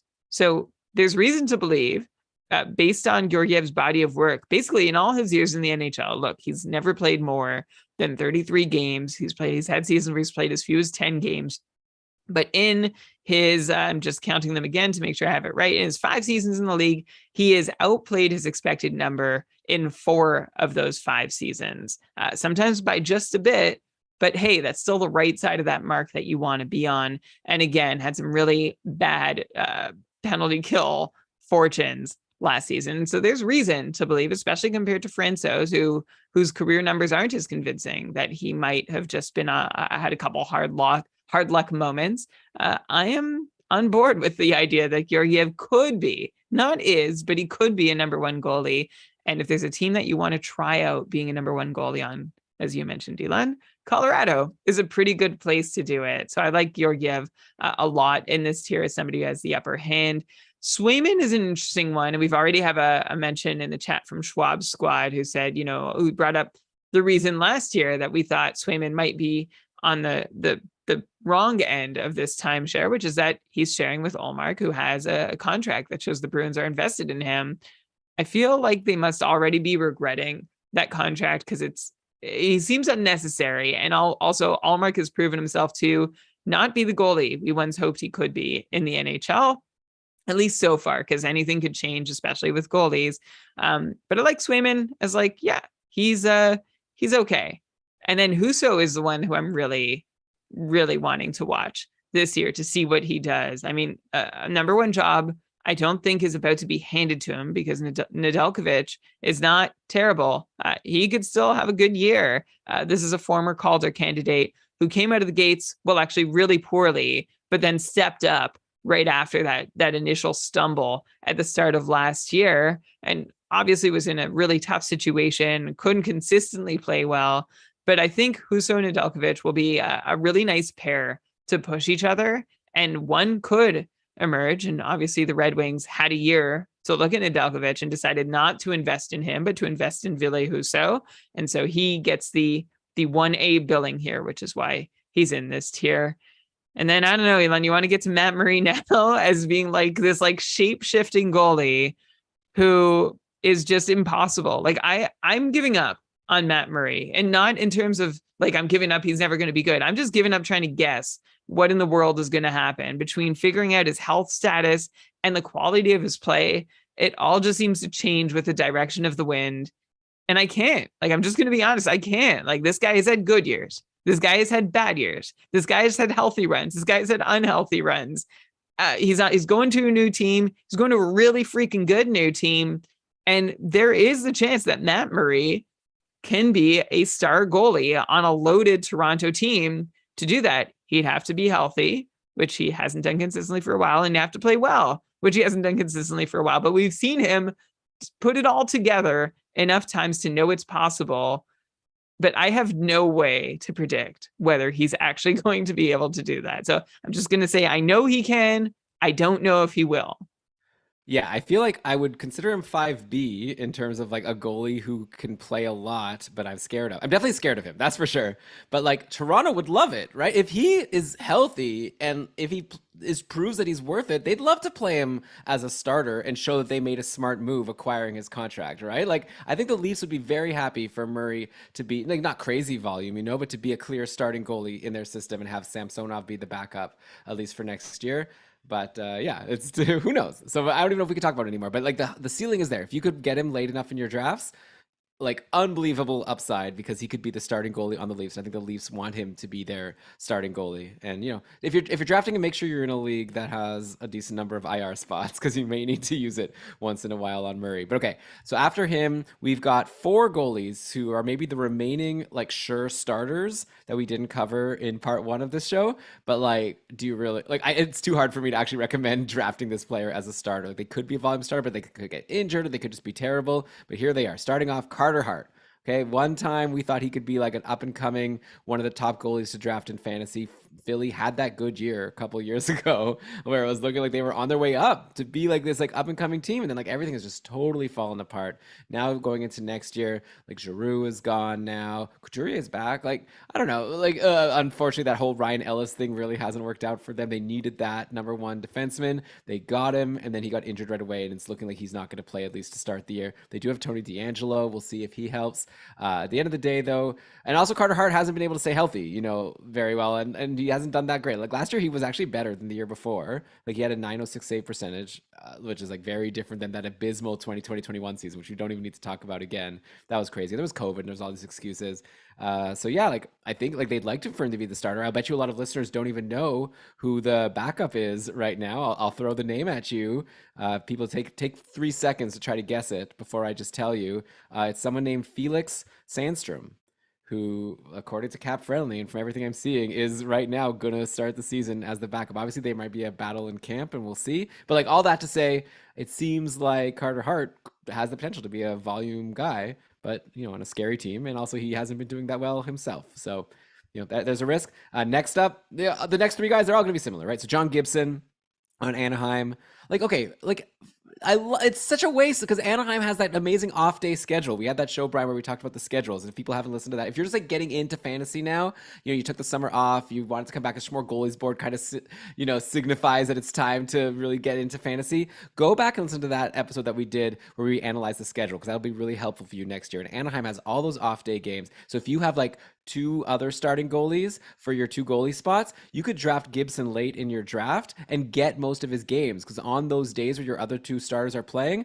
Gibson will likely not be playing, and then he'll be playing on a Wednesday as one of the few goalies playing. So it's a good situation, but at one point we thought he was one of the better goalies in the league, but he just can't put it together for a full year. Every once in a while he goes on runs where he looks really good, usually at the start of the year, and it falls apart. And like Anaheim's not looking that much better. Yeah, they brought in Klingberg. They have a really exciting decor like coming up in the future once they get Mintyukov and Zellweger, and Drysdale gets older. Like they could be like one of the top defensive teams in a little while, but for now it's not that case. So it could be another rough year for Gibson, but who knows, maybe this is the year. Maybe like having oh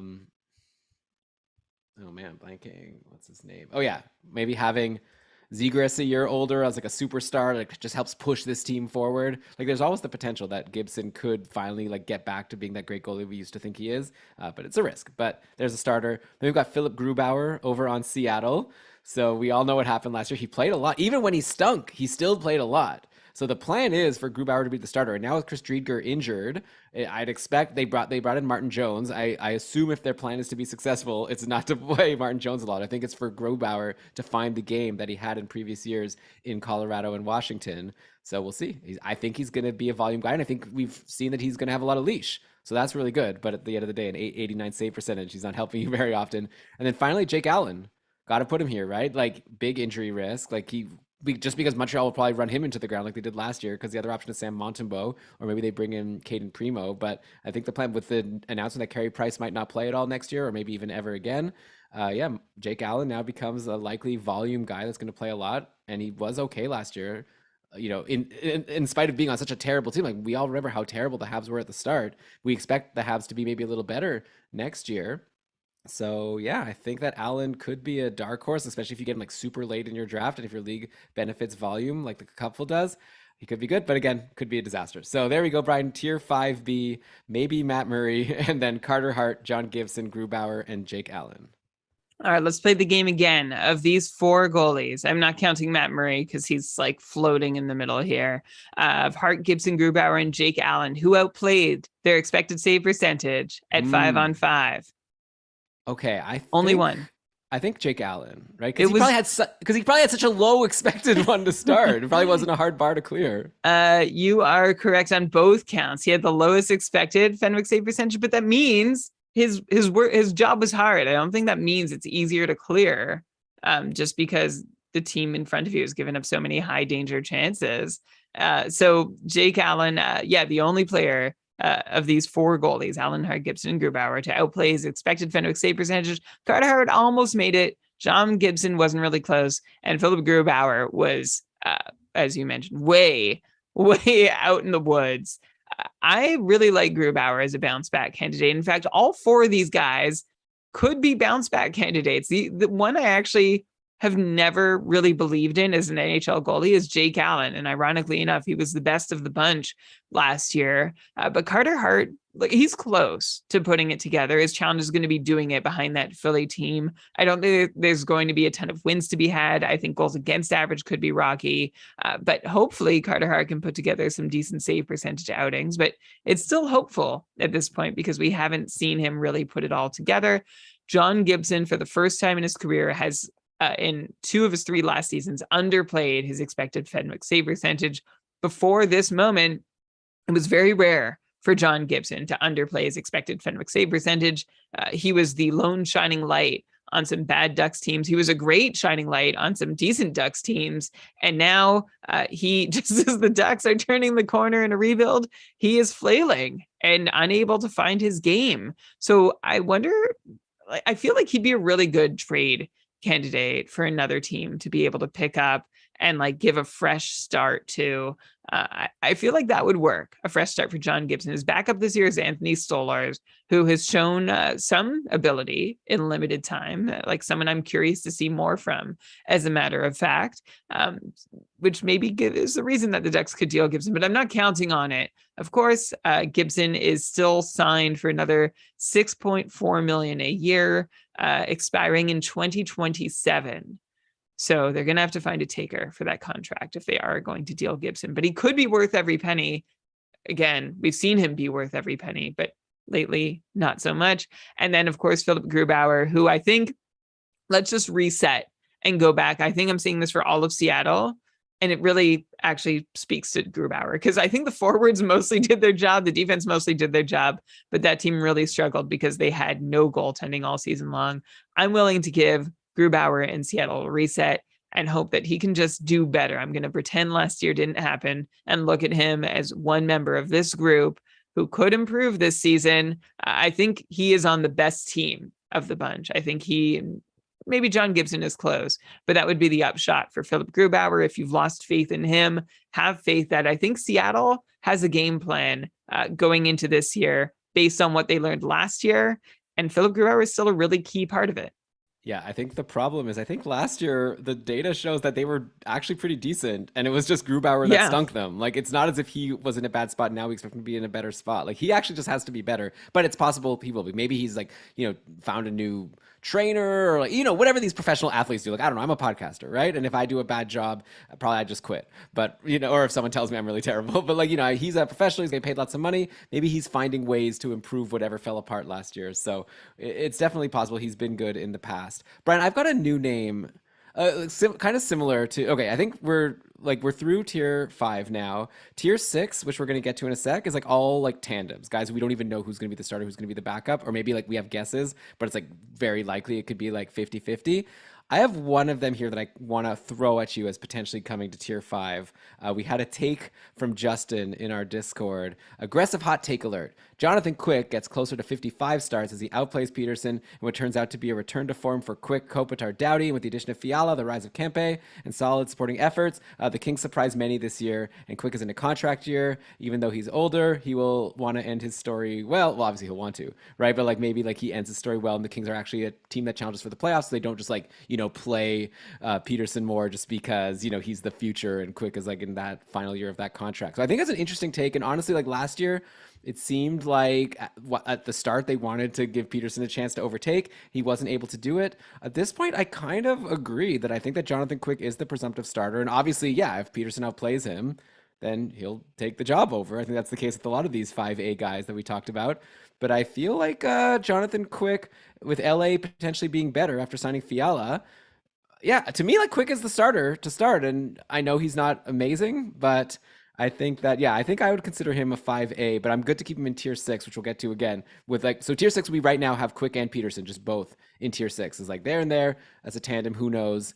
I'm kind of feeling like I think that we know that Quick is the starter. So I'd want to maybe consider him in 5A, but tell me what you think. I'm okay to nod. Yeah, no, I don't think so. I think last year was the first year, like the previous 3 years before this past season, Jonathan Quick had played below his expected Fenwick save percentage. He's going to be 37 in January, and I'm not really seeing like a reborn, renewed Quick. I think he played well, better than we've seen him play in some time, but I've seen 3 bad years coming into this one. And of course, you could say, well, there was a COVID affected.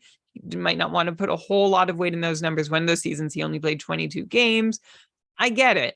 And I'm not, you're right. Like, we're not writing off Quick entirely.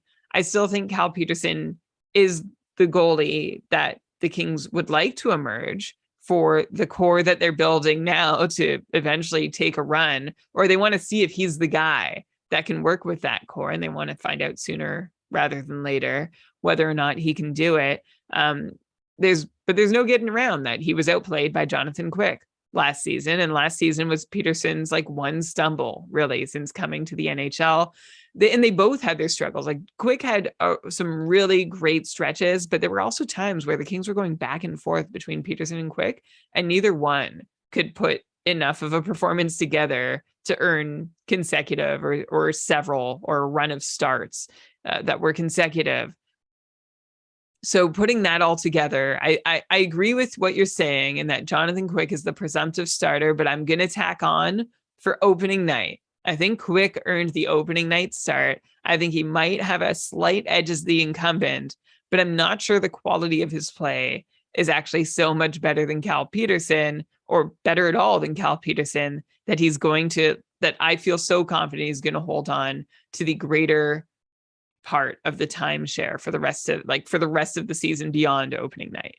All right, fair. So we'll keep him in tier 6, but just maybe for the listeners who agree with Justin M, I think there's an argument to be made, and so you could put a little asterisk for yourself, maybe put him at the top of that tier as someone you could, again, this is a goal you could grab really late in your draft, and who knows, potentially you have a starter on a team that may be a lot improved. Like LA already did make the playoffs last year, right? So maybe they could be even better. All right, so now we're going to tier 6. Okay, we've got again a 6A and a 6B. 6A is the majority of tier 6. These are goalies that we expect to be tandems, including LA, and it's really hard to say who's going to get more starts. It doesn't even seem like there is a presumptive starter, so we're just throwing them in as like tandems, and like one of them in the tandem could end up being really good if they earn the job, or it could just be 50-50 and it'll be really hard to hold any of these guys. And then we're going to get to a 6B, which are like, we have a couple more guys that I expect to potentially be the for sure starters, but like they're even worse than the ones we already talked about. So let's start with 6A. Okay, so we've got, I think, 4 teams here that we just have these tandems, and we'll talk it through why we have no idea. So actually, you know what, Brian? I'm parched. I need a drink of water. So actually, before we get to tier 6, let's just take a quick break, okay? So you're listening to Keeping Karlsson. We'll be back really soon to finish off tier 6, 7, 8, 9, and X. See you soon. I'm just kidding. I'm not parched. That was a joke. Okay, let's get back into it. All right, we are back. And as promised, Brian, we're getting into tandems now as we get to tier 6 of our goalies. Again, keepingkarlsson.com/goalies to find the final results here. But don't check now if you're listening to the podcast, right? Because you're going to spoil the rest of the show. But yeah, that'll be there for you. And like I also said, we might shift this around as we learn more in training camp. And we'll do a show at the end of training camp where we talk about the changes we've made. Also, the Keeping Karlsson Ultimate Patron Fantasy League, if you're listening to this and it's not past September 8th, you still have a chance to guarantee yourself a spot by registering. So if you go to keepingkarlsson.com/patron, you become a patron of Keeping Karlsson, then you'll get access to our Discord where we have an amazing community, and then you'll see a couple registration channel. You'll be pointed right there to go and sign up, and then you can find all the information at kakupfl.com, kkupfl.com. But okay, Brian, tier 6, we're starting in New Jersey, okay? I have no idea. Like Mackenzie Blackwood seems like he's washed, seems like he stinks, but the word is on the street that he's healthy finally and ready to take another run at being a valuable goalie for this team. After last year, he only played 25 games and was abysmal.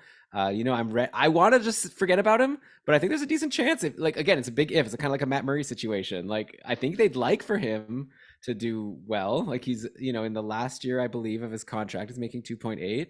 And so we'll see. And he's going to be now in a tandem, at least to start the year, with Vitek Vanacek, who came over from the Capitals. The Capitals had the option to keep him and just decided now we're going to start fresh with Kemper and Lindgren, leaving Vanacek as available for New Jersey, and they acquired him. They signed him now to like a 3-year deal. Yeah, at the end of the day, he had a 908 save percentage. It's not like he was terrible. He played 42 games, 20 wins. So I think, to me, it could really go either way. It could even go a third way, which is Blackwood gets injured or just clearly is not up for it, and then Nico Dawes comes in and shares the net with Vitek Vanacek. I can see that happening as well. But we'll get to Dawes later in our Tier X. Tier X is going to be goalies that are probably not going to start the year in the NHL, but could get some time, and I definitely see a possibility with Blackwood getting injured. But yeah, I don't know. Blackwood and Vanacek. Try one. I like New Jersey. Like, I think that they're an up and coming team, and I think if they could actually get some good goaltending, they could do something. Will one of these guys give them that goaltending? We'll have to wait and find out. We'll have to wait and find out. I mean, this feels very much like Washington last year with Vanecek and Samsonov, where Samsonov seemed like, the favored, the incumbent, somebody, or incumbent might be too strong a word, but someone that the club was hoping would take the reins and go, and didn't. And New Jersey has Blackwood, who just has lost the reins, right? Like you said, Elon, his last 2 seasons of performances where we've seen him play, only 60 games over the last couple of years, but he has looked terrible in almost all of them, and the numbers are there to prove it. Whereas Vanecek, he hasn't been awesome, but he's been okay. And okay enough to, I think, be able to earn more consecutive starts in a row than Blackwood. If I was counting on one to perform, to me, Vanecek is a borderline 6A guy. Like, I feel like the only reason Blackwood would get more play than Vanecek in New Jersey is if he can rediscover the game that we saw him come into the league with. But it's been long enough since we've seen it that I'm not optimistic we're going to see it again. So I'm good with them being together in 6A, but this is maybe the only tandem in this group where I feel like I could elevate. Like, you wanted to elevate Jonathan Quick to 5A. I might elevate Vitek Vanecek to 5A. And like Jonathan Quick, I don't have a whole lot of faith in Vitek Vanecek, but he's played well enough, and I don't think the competition is really there. And New Jersey's looking like a good team. I want their goalie, and Vanecek is the guy I'd bet on being it. But agreed that the fact that New Jersey is going to be a good team puts their tandem in a pretty good position. Like, this is like the top of the tandems kind of tier. And this is a tandem that I would be interested in getting the starter from. Yeah, except that they both might stink. But like, Blackwood was good. Like, that just in 2019-20, before COVID, before we knew about all that messiness, he had a 915 save percentage in 47 games, coming off a rookie year where he played 23 games at a 918. Like, Blackwood was looking good. And it's not like so long ago, but just these last 2 years, complete disasters. So I think it could really go either way. Brian's putting his chip on Vanecek. Next up, we got the Sens. Okay, I was really excited about Anton Forsberg. I thought it was going to be Forsberg and Murray to start the year, and Murray would flame out like usual, and then Forsberg would end up being a volume starter and continue to be an MVP for whoever drafts him, like he was for me in the couple at the end of last year. But the Sens decided to trade away Matt Murray, get that contract off their books, and instead they brought in Cam Talbot, who has only 1 year left on his contract, from Minnesota. And now we get into a situation where Forsberg was great last year. Talbot was not as great, only a 911 save percentage. And also Talbot was playing on a cushier team. Like, Schwab's squad, another hot take that he gave us to share on the show is he predicts Forsberg will play 50 plus games. And he said Talbot leaving the cushy, well-protected Wild. People forget he was almost out of the league after that stint in Calgary and playoff performance. So yeah, we'll have to see what Talbot can do now on the Sens. He's also not, the youngest goalie in the league at this point. He's like well into his 30s. He's actually 35 years old. I don't know if people realize how up there Cam Talbot is. And by the way, when we're calling like Fleury and Talbot old, like, I'm going to turn 40 soon. So, I'm not shaming anyone for their age, but for NHLers, these guys are up there. So yeah, I could really see it going either way for the Sens. Like, Schwab Squad has his opinion. I feel like you can make an argument that the Sens traded for Talbot because they want him to be the starter. Probably at the end of the day, I could see it just totally being a 50-50. And I don't know, we'll see. I don't know. So anyways, yeah, I think I also, Ottawa, like New Jersey, seems to be on the up, obviously, after this exciting offseason they had. So I would be interested in having, if one of them gets injured, well, then in that case, maybe Mads Sogard or someone comes up, and then it's still a 50-50 with whoever else is there. Like, if there was a volume starter on Ottawa, I'd be very interested in that goalie. I was really high on Forsberg as like a sleeper for this year until they brought in Talbot. And now I just feel like, I don't know. I just really think they're going to maybe split starts at the end of the day. I think that's very likely, especially since Ottawa, put assets and invested down. Sorry.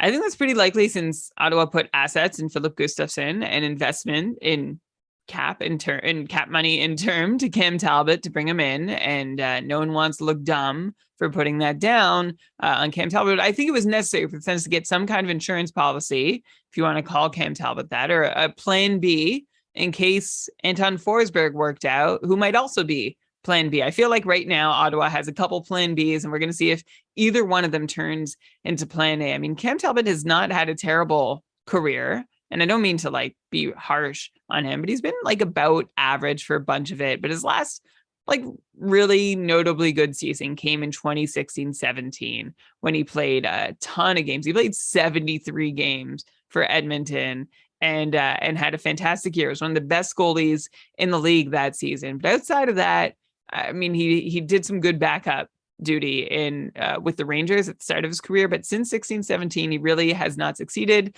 That said, he's been with Edmonton, Philadelphia, Calgary, Minnesota, and now Ottawa. So moving around a lot. It's got to shake a guy up to play behind so many different teams. So we'll see over the course of his contract if he can get comfortable starting this year. But I was reading an Ian Mendes article over at The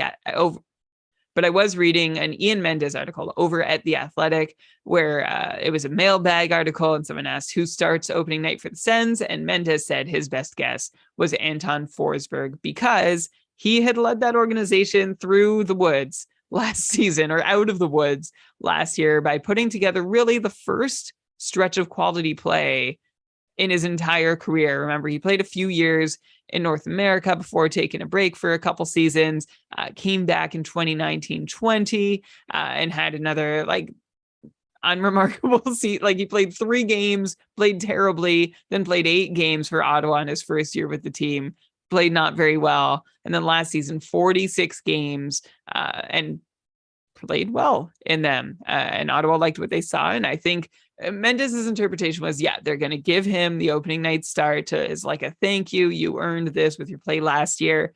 And then it's going to be an open competition for starts from there. And I think it's going to be like play well and you can stay sort of thing. I feel like DJ Smith in Ottawa isn't going to want necessarily enforce a time split between them if they're both playing well. I think it's going to be a competition. If you can hold the net, you get to hold the net. And if you're not cutting it, we're going to try the other guy. So I think it's, and similar to what you said about New Jersey, Elon, and you said it about Ottawa too, this is a team that could be on the up. So I would like to have their goalie. I'm going to say the same thing about New Jersey. Be great to have their goalie. I don't know who it's going to be, but I might draft the tandem if I can get them cheaply enough and then drop the guy who's looking less likely to start the majority of games. Yeah, I think between those two teams, New Jersey is more likely to have one goalie emerge, in my opinion. I feel like in Ottawa, it just feels to me like a back and forth, like regardless, almost. Like obviously Ian Mendes has his opinion. Like just seems like they have 2 guys who they like, and they're going to want to play them both half the games to me. So I just feel like it's less likely. You could draft the Ottawa tandem, but I think you're going to end up being stuck with a tandem. In my opinion, we'll wait and see how it goes. I think that makes sense. And I think that speaks honestly. I think the difference is what? Like there's nobody that we're as down on in the Ottawa tandem as we are on Blackwood. Right. Well, and Vanacek. Like I just feel like one of them might have the opportunity to take over as a starter because the other one will stink, and then also maybe one of them has something to show. So yeah, there's one more team here that we have the tandem that we're putting here in Tier 6A is the San Jose Sharks. So another non-playoff team. Maybe they're not as much looking like a team on the up and up, but hey, William Eklund is coming. Who knows what they can do? And finally, last year was their first year without having to worry about Martin Jones in a long while. And James Reimer came in, and while he wasn't insane, like he only had a 911 save percentage, but you know what? Compared to what Martin Jones was doing, that was like an all-star for the Sharks. Like that was a godsend to finally have a goalie that they could somewhat rely on to play well. And honestly, Reimer was even doing better to start. Like if you recall, Aiden Hill just couldn't stay healthy, and Reimer ended up just having to play like so many games. The coach Bugner didn't want to put in Sawchenko ever. So they just kept on playing Reimer. And so I wonder if maybe that affected his numbers. Maybe he would have done better if he didn't have to play so many games in a row during that stretch when Hill was injured.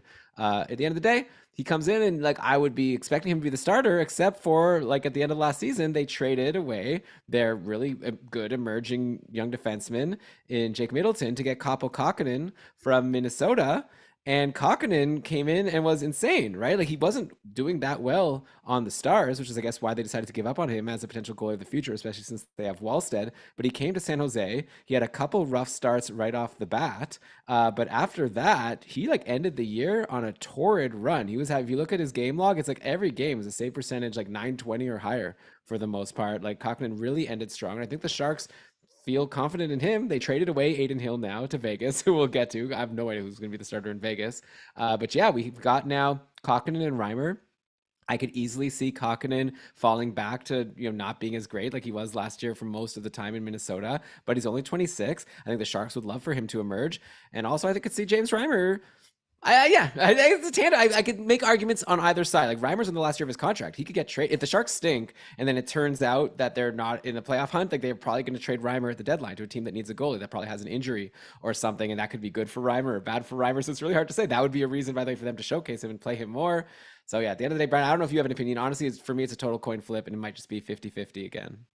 This is when I had to check my assumptions on, because I was going into Smörgoåliesbord thinking that James Reimer was going to be the starter and had the upper hand. Kaapo Kähkönen had a really uneven season in Minnesota, had blown a lot of opportunities that kind of suggested that he had the chance to step up in Minnesota and overtake Cam Talbot, and he never quite could. I held him on my fantasy rosters long enough waiting for that to happen before eventually dropping him. But then, yeah, he had 932 save percentage over his last 8 games of the season in San Jose. And then I also take a look at James Reimer, and he was also not as great as I thought he was last season. And beyond not being great at 5-on-5, he was incredible shorthanded. Okay. He, as bad as Georgiev was shorthanded, James Reimer was that good. He had a 952 shorthanded Fenwick save percentage, which is out of this world. That's compared to the expected 899 number. So that's insane. That's really not supposed to happen. It was like a league best shorthanded save percentage number. And that is something that I think floated James Reimer that we can't expect to return. So yeah, I'm going to agree with you, Elon, that this is a tandem. I think both goalies have a pretty equal chance at taking games from one another. And it might be a season, though, where we see a changing of the guard. If Kaapo Kähkönen can string enough games together like we saw him do at the end of last season, he might be able to eventually take that number one job from James Reimer. But of course, James Reimer has proven himself to be a decent goalie more often than not. So again, like we're talking about all these tandems where both guys can emerge and both guys could falter. And that's just where we're at in Tier 6A.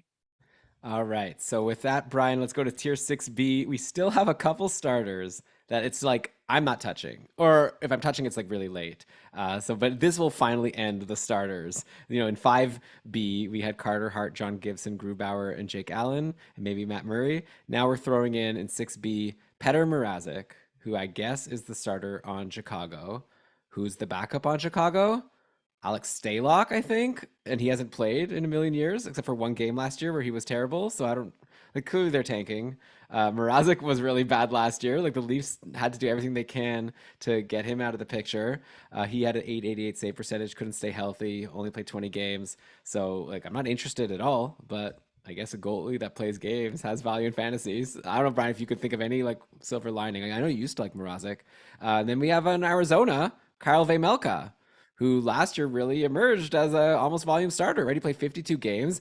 His save percentage overall wasn't that great, but I don't even know. I think he might be a decent goalie, right? I think he was in a terrible situation. Even if you tell me like his Fenwick and whatever, like compared to average, I just feel like it must take a mental toll, being on this team that's so bad. Like, I wonder if he could be better if he played, on a team that had a chance to win more often. There was that stretch where they were scoring all those goals and were winning a couple of games. That was kind of fun. But yeah, anyway, so these are two goalies on two of the worst teams in the league, most likely next year in Chicago and Arizona. But we think they're the starters. So Mrazek and Vejmelka finish off tiers. So if you want to take, so we're putting them in the same tier as like all those guys we just said, Blackwood, Vanacek, Forsberg, Talbot, Kähkönen, Reimer, and then Quick and Peterson.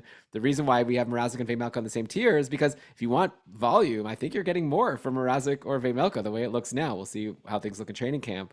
But I do not expect either of these guys to have any good upside or have any chance to help you aside from just volume. Exactly. If you're looking for volume, you can wait for one of these guys cheap down the line.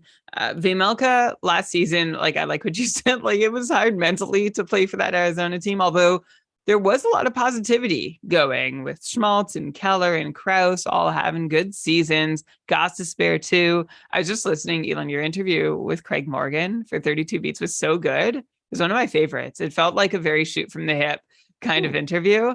And one thing that Craig mentioned was that Vejmelka wasn't supposed to be the starter, right? So he was kind of thrust into this position before he could have been reasonably expected to be ready for it. Like, this is a guy who had really no NHL experience, was coming from Czechia, how old was he last year? He's probably 25 years old right, during most of the season. This year, he goes into the season as a 26-year-old, and maybe he's learned a few things. That said, he's still playing for Arizona, which is growing as a team, but still likely tanking for Bedard. So not somebody you want to have a whole lot of faith to actually perform well with all the saves he's making. And then Petr Mrazek has been uneven his whole career. Every time we think he's good, then he's bad. And every time we think he's bad, then he's good. So here he is in Chicago, where I don't think there's going to be a whole lot of opportunity to even be good. If Petr Mrazek plays well, like individually, I still don't think it's going to look very good in the overall, like, raw total numbers that he's able to put up. We're not expecting a lot of wins, high goals against average, and save percentage. We'll see what he can do. But yeah, I'm going to stay pretty far away from Petr Mrazek, even farther away than I would from Karl Melka. Who do you think is coming last in the league? Is it going to be Chicago or Arizona? And which one? I think it's between those two. Yeah, I think it's good. I think it's going to be Chicago. I mean, don't forget Montreal in all of this too. I like Montreal better now. I think last year, ever since Martin St. Louis came in, I have more faith. I think that's like a false flag. Maybe, with St. I don't know. Louis. I like Cole Caulfield. I don't know. I feel like it's going to be not the worst. I'm not saying they're going to be a playoff team. I'm just saying I don't think they're as bad as Chicago or Arizona. Montreal has like two guys you can be excited about. The Coyotes and Chicago each have like one guy you can get excited about. That might be the difference. I don't know. I'm excited about more people on Montreal, but I don't know. Slavkovsky might be. Anyway, whatever. We don't need to get into. Okay, but like, sorry, you genuinely like reliable, draftable. I should use the word draftable. Draftable in a reasonable round, not the flyer rounds. Okay, well, we used to think that Brendan Gallagher was good. Josh Anderson is good in your. Hey, I'm not putting. I agree with you, Elon. I agree with you. I still think there's a chance that they will be. It's going to be pretty hard to be as bad as Arizona and Chicago, but I don't think Montreal is going to be that far ahead. Mike Matheson could end up being interesting on D. All right, Elon. All right, Elon loves. Get a Habs hat for this season. Maybe I will, but I actually have some other teams in mind. But okay, let's go to tier 7. So tier 7, we've got, again, an A and a B. 7A are like, basically, when we did 5A and we talked about some goalies who we expect to be starters, but they'll have backups who we think could be decent. Well, now we're getting to the flip side where we have those backups. So that's 7A. And then 7B is kind of like, I'm sure people are like, I'm not keeping track of this, but 7B is like 6A in that, 6A was like all these tandems. We should have done this as 7A. We should have flipped them. But anyways, 7B are 2 more tandems where I have no idea who's going to be the starter, but I have them in 7 instead of 6 because there's 3 on each team, and I don't know which of the 3 is going to be the... This is nuts. KeepingKarlsson.com/goalies, right? That's where everyone can actually look. It makes more sense visually than orally hearing 6A. And it's really hard to tier. And as we said, like these A and B, like we're doing it not because we're so super indecisive. We're doing it because it depends on what you're looking for. If you're looking for volume, or if you're looking at a chance from someone who can step up and be a starter, or someone is only going to play 30 games, but is going to do well in those 30 games. It all depends what you're looking for. That's the ABC. We've really tried to hone the tiering process, but there's no straight line. Yeah, I think... Yeah, just go with it, okay? We're having a good time. But I'm going to start here with 7B, actually. So I've got 2 more teams where I don't know who the starter is going to be. There's 3 options on each, and we could give our hunches now. I've got a hunch for each of them. But yeah, they're Vegas and Buffalo. So start in Buffalo. So like Craig Anderson, they brought back. He like started last year, actually pretty impressive for a guy who's like pushing 40. One of the few people in the league that's actually older than me at this point. So I like that about him. But yeah, so Craig Anderson, 41 at this point, played 31 games, had an 897 save percentage, but he actually had a 921 save percentage in his first, only 6 games. And then he got hurt. So I don't know, but they brought him back, but I don't think they definitely didn't bring him back to be a volume starter, but maybe he could end up being a tandem guy. Then they got Eric Comrie, who last year on Winnipeg was like really good. And it kind of didn't make sense why Winnipeg, kept on playing Connor Hellebuck game in, game out when Comrie had a 920 save percentage in the 19 games he played.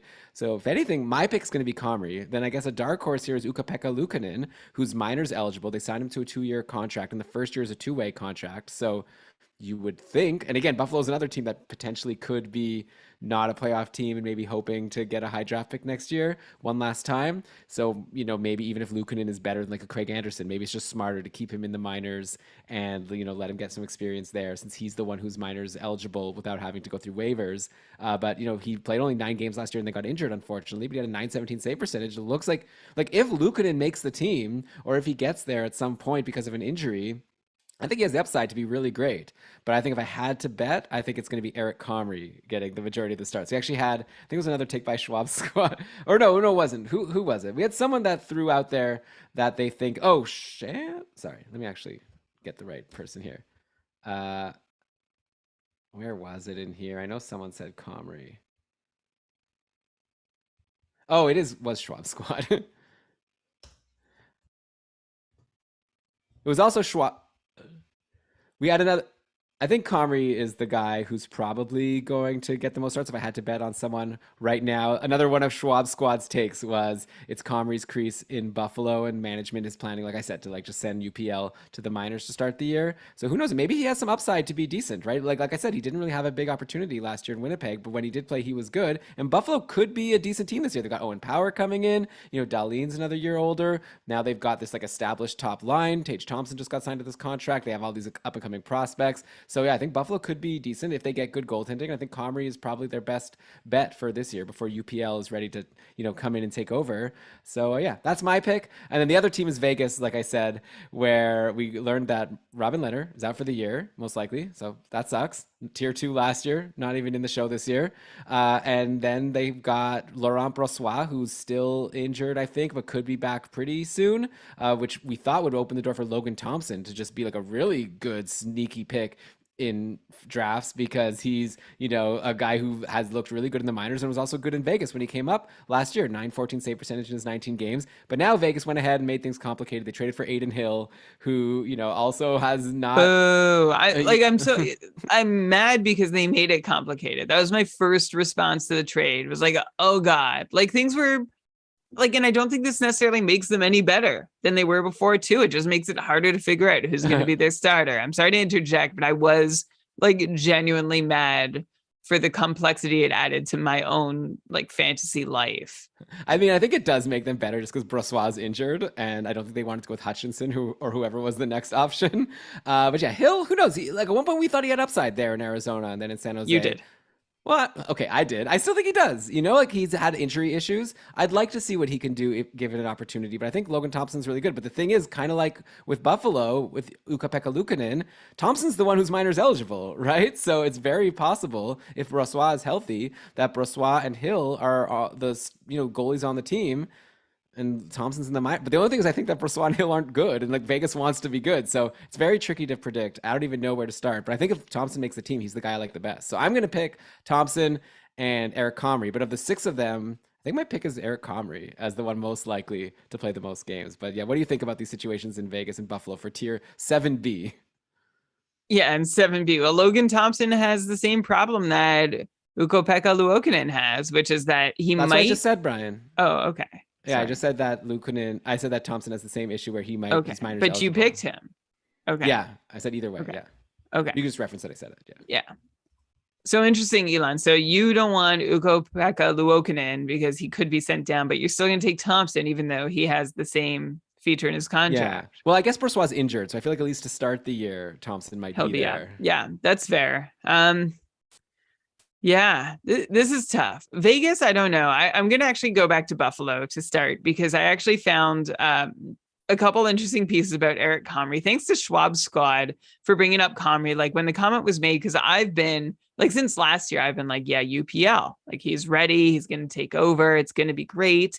And then he signed that contract that lets him be waivers exempt. And it's like, oh, I guess they're not going for him. And they signed Eric Comrie, but apparently had a side conversation with Luukkonen saying like, don't worry, you're still our guy. But we felt like we needed someone else to help, make sure. Anderson's, like you said, 41 years old. That's a tough way to be healthy by being like, I can barely get out of bed and I'm not an NHL goalie and I'm not 41 years old. So like big ups to Craig Anderson for all that he's able to do. But looking at Eric Comrie, of all goalies who played over 500 minutes last season, he led the league, the entire NHL, in Delta Fenwick save percentage, which means he was the goalie that outplayed his expected save percentage by the greatest amount. So way to go, Eric Comrie. Second was Antti Ranta, and then third was Igor Shesterkin, then Sorokin, and I'll just keep going quick. Anderson, Demko, Husso, Markstrom, and Vasilevsky rounded out the top 10. So Comrie, of course, small sample size, but a huge sample size compared to Eric Comrie's career. Like this guy, the ratio of teams he's been on to games started is probably the worst we've ever seen in history. He's been on 3 teams since first appearing in the NHL in 2016-17. Buffalo's actually his 4th team. This is going into last year, though. He'd been on 3 teams over the course of 5 years and had started 8 games. That's brutal. And if you include like all the waivers transactions with him, it's even more crazy how active he is on paper, but not on an actual NHL score sheet or appearing in games. Like he played 1 game as a 21-year-old, 3 games in his age 22 season, 1 game in his age 23, 2 games in his age 24 season, 1 game with New Jersey in his age 25 season. And finally, he started 16 games with Winnipeg last year and played really well. 920 save percentage, 63% quality starts. And as I said, he did better than any other NHL goalie last season who played above 500 5-on-5 minutes and playing above his expected Fenwick save percentage. So there might be something there. Craig Anderson, I think, is there as like a veteran leadership presence. I think he's there to play also, but I don't think he's going to be able to play a whole lot. So I'm pretty interested in Comrie out of all these Golden Knights and Sabres goalies where like we just have a mess of goalies. I'm liking Eric Comrie the most of the bunch. And then so long as Brossoit misses time, I like Logan Thompson in Vegas too. Okay, so then we have the rest of tier 7, what we're calling 7A. And like I said, these are the backups that we think have upside to maybe not play more than 50% of the games, but if there's an injury, they could potentially be really good. So I'll just rhyme them off here. We've got Pavel Francouz in Colorado, who had a 916 save percentage last year, but only played 21 games. He was injured for a bit of that. And who knows? I think he's like a higher upside potentially because Georgiev might just be not good, right? So like there's a very good chance I think that Francouz could end up playing more than Georgiev. Like I won't be shocked at all. So maybe he deserves to be a little higher, but we have him here. Stuart Skinner, I like him a lot. Like I think Edmonton's a good team, but they just signed Campbell to a big contract. So it'll be hard for him to earn a lot of starts. But Campbell's also not the healthiest guy himself, right? So it's possible that Campbell could miss time, and then that could be a good opportunity where we'll definitely be saying on keeping Karlsson. If Campbell gets injured, go rush out and grab Stuart Skinner in all of your leagues. Then we have Linus Ullmark in Boston. We've already talked about how maybe there's an argument to be made that he should play more than Swayman just because of the contract. But I think the general consensus now is Ullmark will play a little bit less to start next year. Maybe it'll be 50-50. Antti Ranta in Colorado. Antti Ranta on Carolina. He was had not great stretches last year, but also had some really good stretches. I ended up with a 912 save percentage. I think he's a good spot start whenever he plays. And yeah, if Anderson gets injured, he could get a run. Finally was somewhat healthy last year, which was nice for the most part. Alex Nedeljkovic we've talked about. Who knows if maybe Husso ended the year badly last year. So it's definitely possible that he could end up not being as good as Detroit is hoping. Maybe Nedeljkovic gets another run. And then we've got Spencer Knight, who we talked about as maybe having a little bit higher, but it does seem like Bobrovsky is still the planned starter. But Knight, huge pedigree. Last year had some struggles for sure, but I mean, that's what you could expect from someone so young. Ended up with a 908 save percentage. But at some point, I think Knight is going to be a really awesome goalie in the league, and we'll just have to wait and see when it is. And I think next year, again, a good spot start when he plays. Samsonov on Toronto, again, could be higher, right? Like Skinner, the starting goalie ahead of him is someone with an injury history, and so it's definitely possible that Murray gets injured, and then it's just a matter of if Samsonov can take the reins and maybe even Murray won't get injured, but he'll just not be good, right? So we had no idea about Murray, and I think it's the same for Samsonov. So he could be a good high upside play if you get him in the last round of your draft. And then finally Semyon Varlamov, who we already talked about a lot when we talked about Sorokin, and Varlamov didn't have his best year last year. He was actually, he had a 911 save percentage, which is good for a lot of for a backup. That's great. But yeah, Varlamov and Sorokin for the previous year were both so amazing. Last year was definitely a step back for Varlamov, but who knows? He had some injury trouble, so maybe that was affecting him. So a big packed 7A, all of high upside backups, or at least what we think will be backups. Francouz, Skinner, Ullmark, Ranta, Nedeljkovic, Knight, Samsonov, and Varlamov. Brian, what do you think? Yeah, I think I think that if I'm picking out the ones here that I think have the best chance, and they all have we've said they all have reasonably similar chances. I mean, some of these guys have upside to play a lot more games, some of those have downside to play a lot fewer games. I wonder, Elon, if Spencer Knight still belongs here after what we decided about Semyon Varlamov. Like I might move I might bump Spencer Knight down. Wait, did you mean Bobrovsky? Yes. Sorry. I wonder if Spencer Knight still belongs here after what we decided to change in part one about Sergei Bobrovsky. I'm feeling like Knight doesn't really mix in because I don't think he has a path to a timeshare or a number one job. And I really don't. And I think almost everyone else here has something close to it. Like Ranta doesn't, but he's good. He's really good when he plays, and I think he's going to get a decent number of starts. And I guess the other one who definitely doesn't have a path because of how much has been invested in Campbell is Stuart Skinner, but Campbell could get injured and needs more rest than I think your average NHL goalie. So what do you say, Elon? Should we bump Spencer Knight out of here? All right, send him to tier 8. But I think he has a lot of upside, right? But Oh, yeah. for sure. But we don't see Bobrovsky yielding the net at all. Yeah, I mean, last year we did, so we thought it was Yeah. possible. But yeah, okay, I'm okay to bring Spencer Okay. Knight down. So sure, like I mean, for that reason, maybe also Antti Ranta should be down. To be honest, like, I don't see Anderson yielding the net at all. It's just maybe But he's a he's little got bit a more good injury prone. right, and but for Ranta, he's got a good floor of games he's going to play. Like when we were talking about Anderson, I was mentioning how I think Brind'Amour likes to rest his goalies. Like I could see this being a 52-30 split between But I them. mean, that's still different than like a Francouz or an Allmark. Like if I'm drafting, I'm definitely gonna like if we're giving draft advice here, I'm not drafting Ranta, right? Like he'll always be available in free agency. But like Samsonov is like, interesting to me. Like Francouz is interesting. Like I think we should Right, move for Ranta down upside. too. If we're moving Okay. Spencer Knight down, I think we should move Ranta Well, down. maybe we should move Skinner down as well. Well, the thing with Skinner is that like Campbell was really bad for stretches last year, and he's injury prone. So I don't know. I'm like more interested in Skinner, but I guess I get what But you're we saying. saw how stubbornly Edmonton was going with Mike Smith, even when Skinner, like, and Mikko Koskinen, even when Skinner was there and All playing right, better fine. than Let's them. move Skinner down. I don't care. Okay. But now we're gonna have to like maybe split these guys up with our tier 8 guys who now like these guys better. Well, okay, we'll get there when we get there. All right. Okay, but Francouz, Allmark, Nedeljkovic, Samsonov, and Varlamov, this makes sense to me as a group of goalies who are not slated to be a number one or the top of a timeshare, but could play well in the time they get. And there is a path to them taking on more games or winning a 1A job or competing regularly through the year. I don't have a whole lot to say about either one of them. I mean, all these guys haven't impressed us so far. Like Francouz has been okay. I know we've thought that there's some really big upside there, but he hasn't really shown a step towards reaching it yet.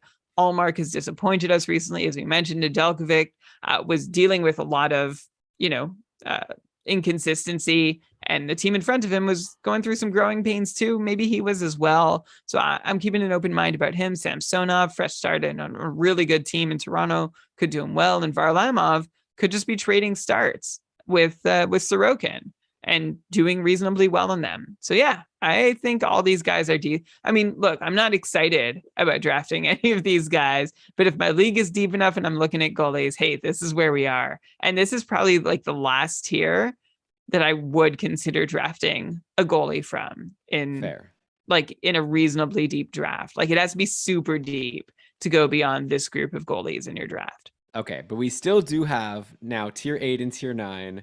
Let's just end it here with I'm going to go through all the guys and we'll just say for each one. Tier 8 are like backups who I think are somewhat interesting, at least a little bit. And then tier 9 is like backups who like I have no interest in. Like I can't even imagine us talking about them on the show unless like the starter gets injured. So to start off tier 8. So how about Brian, as I go through it, let me know if you think anyone should be like in a different spot or whatever. We'll just go through all of them. Stuart Skinner, we just put here. I'm not putting him any lower. Spencer Knight and Antti Ranta. Okay, so they start tier 8 now. Like interesting backups because we already were potentially going to have them higher. Okay, Charlie Lindgren on Washington. He played 5 games last year, was incredible, 958 save percentage. Yeah, they brought in Kemper, but Kemper has some injury issues once in a while. Lindgren had those great 5 games, so I'm interested. This is just a quick test of like interested or totally bored. So are we in agreement on Lindgren? Interested. All right, Spencer Martin on Vancouver. Very similar situation. He only played 6 games last year, but he had a 950 save percentage.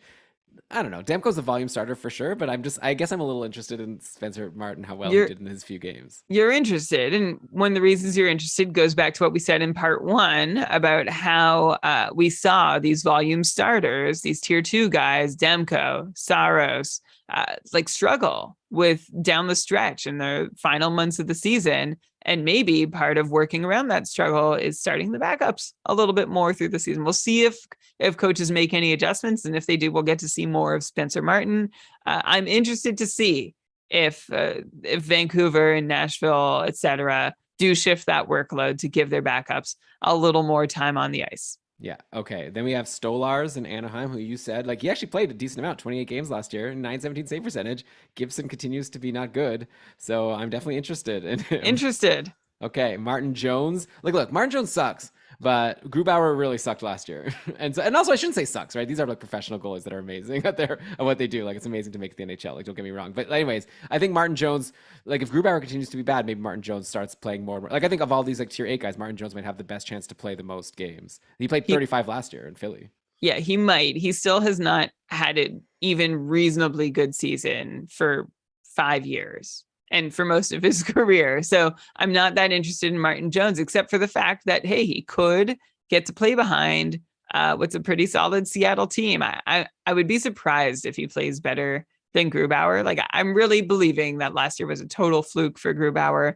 But hey, if Grubauer is playing as poorly as he was last year, that does open the door for Martin Jones to start for a decent Seattle team, which makes me kind of interested.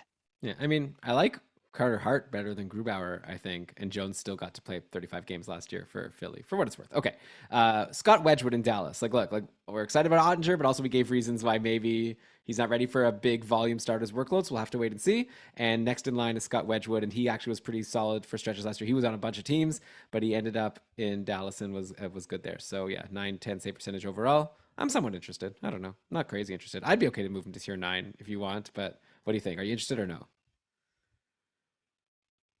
Sorry. Did you hear I what am. asked? Okay. Yeah, but Wedgwood, am I interested or not? Yeah.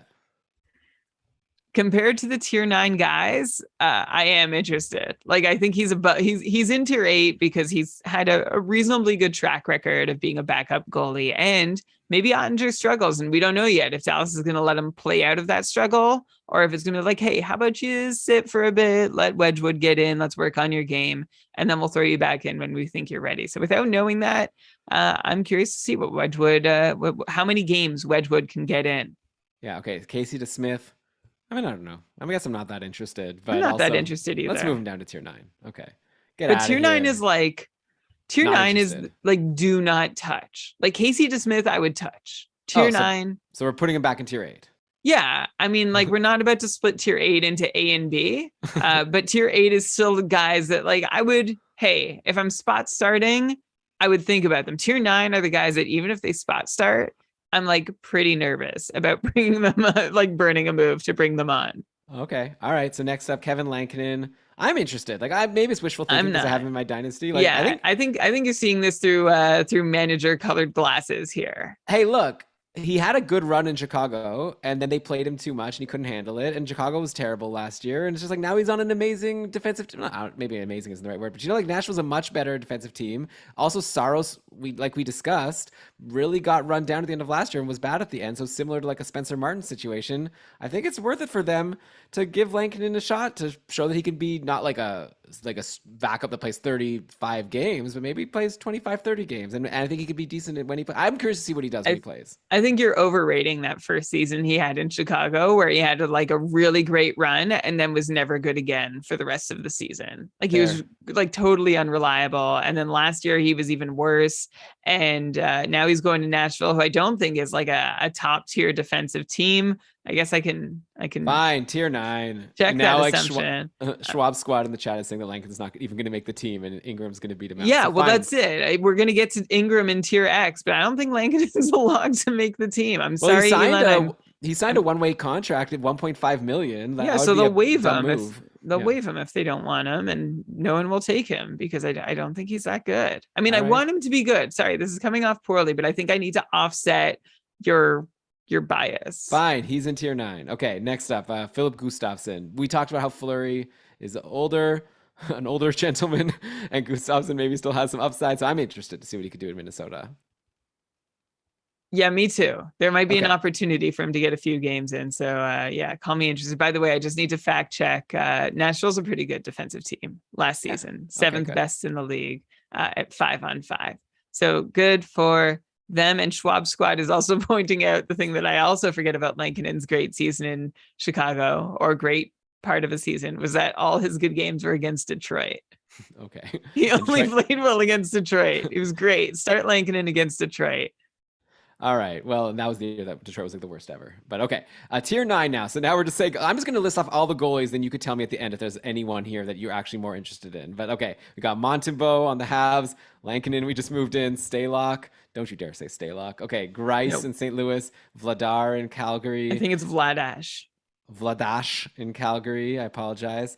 Sandstrom in Philly. Brian Elliott. Brian Elliott's still around. Good for him. In Tampa. David Riddick in Winnipeg. I'm saying the teams because people might not know which teams these players are on. Halak on the Rangers. Corpusalo in Columbus. Hudobin on Dallas. I don't even know if he'll make the team. He probably won't even make the team. We should probably put him in tier X because I think that it's Wedgwood and then maybe. Yeah, okay. I'm putting. Well, I think he'll make the team and sit in the press box. Like, Dallas has this issue with managing the goalies on their roster. They're not very good at it. They just have excess goalies all the time. Right. Okay. Well, I'm putting him in X. Okay. Who's next here? Halak on the Rangers. I don't know. I guess we had some takes that he might play more, but Gillies? Well, Arizona, we haven't even said a backup, right? They have a Melka, and then I think it'll be Gillies or Prosvetov. One of them will be I'm not interested in either of them. So yeah, that's it. That's tier 9. Okay. And do you want to talk about any of these guys, or do you want to just move on? These are guys I would be afraid to spot start. Okay, Yes. so then tier X we've made really quickly because we're not the experts here on like prospects and all that stuff. But like these are players who are probably not going to start in the NHL, but like have a decent, like obviously like any like guy who's like the third goalie on their team has a shot to play games in the NHL if one of the goalies in the NHL gets injured. But I guess tier X, we're going to point out some guys that like, let's say if one of the NHL goalies got injured, one of these guys could actually come in and like challenge to be the starter. Like if the starter got injured, on a lot of teams, like if the starter gets injured, the backup takes over. You know, if Frederick Anderson gets injured, then Antti Ranta becomes the starter for sure. But maybe there's other teams like in Montreal where if Jake Allen gets injured, it's not like Montembeault's all of a sudden the starter. I think that they bring up Caden Primo, and Caden Primo becomes the starter while Allen is injured. So those are our tier X guys, okay? And they start with, by the way, I guess one exception is like Chris Drieger, who we have to mention. He's injured, but if like Grubauer continues to be as bad as he is, Brian, why are you smirking so much? Are you just like reading the chat? Brian like can't even. All right, he's not interested in me anymore. That's fine. We've been talking for 2.5 hours. Anyways, Drieger. Drieger is someone that is injured, so you could draft him, throw him right in your IR, and then who knows? Maybe he comes back. Maybe he doesn't. You know, he has to recover from surgery. But like, if he comes back, maybe there's a chance he can be decent. So he would be someone I wouldn't mind having in my IR if I had enough IR spots. Okay, then we have Nico Dawes in New Jersey. We talked about how Blackwood could potentially get hurt, like whatever. So there's definitely an opportunity for Dawes to get back up there. Primo, I just mentioned in Montreal. I don't think Montembeault will ever be a starter, right? So I think Primo would come in. Hudobin, I don't even know. We're over Hudobin, but throw his name out there. He might play a game. Dostal on Anaheim, really high pedigree prospect. So we'll see. I could see him getting a shot. And I think if Gibson got injured, then I think I could see Dostal getting a decent run over Stoli. I guess we just mentioned Connor Ingram. Chicago, who's their backup, right? We said Stalock. He might not be healthy enough to play, right? So then I guess next maybe like Arvid Soderblom. Now we're just naming names here. I don't know. Okay. We are naming guys like who might play. And we know from the past, like look at Binnington's season. We know from the past, if we name enough guys, we might name one who actually does something in this NHL season. Yeah, but we're trying not to say, yeah, we're not trying to say every backup. We're saying guys that have a chance to even like take over as a starter if there's one injury. Right. One injury, and these guys might get some games, and some of them, well, it depends who's injured, right? Like if John Gibson's injured, then Dostal has a chance. If Stolarz is injured, maybe not. Okay. I think if Stolarz is injured, then fine. Like I definitely think Soderblom could be better than Mrazek. Like I think he's worth coming up and doing something because Mrazek I don't have any faith in. We've got Joel Hofer on St. Louis. I think that like if Binnington gets injured, I don't think all of a sudden Thomas Greispies is becoming a volume goalie, right? So maybe that would be an opportunity for Hofer. Kochikov on Carolina, even though I just said actually that. But the thing with Carolina is both of their goalies are injury prone, right? So it's very possible that Anderson and Ronta could get injured, and then Kochikov would be the default. Tarasov on Columbus, yeah, I think that he's probably better than Korpisalo at this point. Sogard on Ottawa, then we have Tier Z. Here's two goalies that aren't going to play, but I just want to say their names one last time: Carey Price and Robin Lehner. Hopefully we see them in the league again sometime, but you never know. Both former goalies in Tier 1 or on the doorstep of Tier 1 at moments in their careers. And get well soon to both of them. I guess you're not pausing for me to comment on any of the goalies. No, I'm done. I'm done talking, actually. So you can say anything you want about Tier X or Tier Z. I'm done. Okay, here are the Tier X goalies that I'm interested in seeing in NHL action the most. Okay, like there might be some upside that I'd love to see. I'd like to see Chris Driedger. I'd like to see Nico Dawes. I'd like to see Lucas Dostal. I'd like to see Connor Ingram, and I'd like to see Daniil Tarasov. And then I'll also put Soderblom and Sogard on the list too. That's most of Tier X. I left out a few guys, but I'd like to see them. That's all I'm saying. Tier X. All right, so I think we've probably done a decent enough job of naming most of the goalies that will play next year. Obviously, we could still name some more third stringers. But yeah, this has been a blast, Brian. Hopefully people have enjoyed part 2 of this mega episode of this Keeping Karlsson tradition, where we go through every single goalie in the league. And Stop the presses. Oh my God. Adam in the chat wants to know asks, did I miss Shalgren? So what? He's the third stringer on Toronto? I think so. I mean, fine. He's behind Matt Murray. I guess you're right, though. Matt Murray is very injury prone, so there's definitely a chance that Samsonov takes over as the starter, and then Shalgren comes in, and then Samsonov hasn't proven himself. Though I think Samsonov has like high upside. We used to think of him as like in that tier with Shesterkin and Sorokin, right? It was like the three of them, the three S starting Russian goalies coming over that we think have a lot of like opportunities to be really good. And like obviously Samsonov has been the worst so far. So fine. But anyways, Shalgren is probably the next up in Toronto. But what am I supposed to say? If there's anyone else we missed, please tweet us at Keeping Karlsson. Elon, before you close out, are we gonna do our are we gonna say the whole, we always say every goalie. We recap our tiers. Okay, so I'm gonna try to do it all in one breath, okay? Okay, here we go. You say the tier name and I say the goalies. Okay. Ready? Yeah. Tier 1. Shesterkin, Vasilevsky. Tier 2. Saros, Hellebuck, Demko, Markstrom. Tier 3. Ettinger, Sorokin, Anderson, Jari, Merzlikin. Oh, no, just Jari. Tier 4. Merzlikin's Fleury, Kemper, Binnington, Bobrovsky, Campbell. Tier 5A. Swayman, Georgiev, Husso, Murray. Maybe Murray. 5B. Hart, Gibson, Grubauer, Allen. 6A. Blackwood, Vanacek, Forsberg, Talbot. Kakkonen, Reimer, Quick, Peterson. You sound like you took a breath. 6B. Sorry, yeah, I did. Mrazek, Vimelka. 7A. Francouz, Mark Nedeljkovic, Samsonov, Varlamov, Hill. Oh, that's it for 7A. 7B. Hill, Brossois, Thompson, Luukkonen, Anderson, Comrie. This has not been the smoothest recap. Tier 8. Go to keepingkarlsson.com/goalies. All right, I think we're good. Okay. Oh, come on. Okay. Skinner, Knight, Ronta, Lindgren, Martin, Stolars, Jones, Wedgwood, DeSmith, Gustafsson. Tier 9. Montevo, Lankinen, Stalock, Greislade, Sandstrom. I don't even know what song I'm singing. Elliott, Riddick, Halak, Korpisalo, Gillies, Prosvetov. If anybody wants to put this to music, either Elon's voice or themselves, that would be great. And then Tier X is Driedger, Dawes, Primo, Hudobin, Dostal, Ingram, Soderblom, Hofer, Kochetkov, Tarasov, and Sogard. And finally, Tier Z, Carey Price and Robin Lehner. Yes. Okay. Thanks everyone for listening. Hope you enjoyed the show. If you have thoughts on our tiers, we'd love to hear your thoughts. Come chat with us on Discord. Let us know in the episode discussion channel. Tweet at us at Keeping Karlsson. We'd love a 5-star review on iTunes. This is like the start of the season, right? So this is our chance to ask you to help us to rise the ranks a little bit, maybe get some more listeners. Like, I know you don't want to like tell people in your league, fine. But if you want to help us out, we wouldn't mind. You could become a patron of Keeping Karlsson. You know, not only do you get access to the couple, which I guess we've talked enough about at this point. We'd love you to join the league. You only have a few days left before the deadline. Join our community. Also, you know what? Like, underrated benefit of being a patron of Keeping Karlsson is you're helping to support a podcast that you listen to. And that's like a nice thing to do because we're putting a lot of work into it. And if you want to throw us a beer, not even anymore, but like, you know, a cheap beer for one of us to have once a month, you know, we would appreciate it. Okay. So consider it. keepingkarlsson.com/patron. And yeah, definitely if you want to play in the couple, you got to do that soon to guarantee your spot. Maybe after the 8th, if you're listening to this and it's after the 8th, we might still be able to get you in, but you'll join the wait list, and then it'll basically be we'll try to fill as many tiers as we can. But it's not as much. It's not a guarantee anymore. But okay. With that, Brian, let's cue the outro music. Let's get out of here. We're done part 2 of a mega episode. So why don't you let people know what you used for researching this show and say your goodbyes. All right. This episode of the Keeping Karlsson Fantasy Hockey Podcast was presented by Dauber Hockey and presented by... Nope.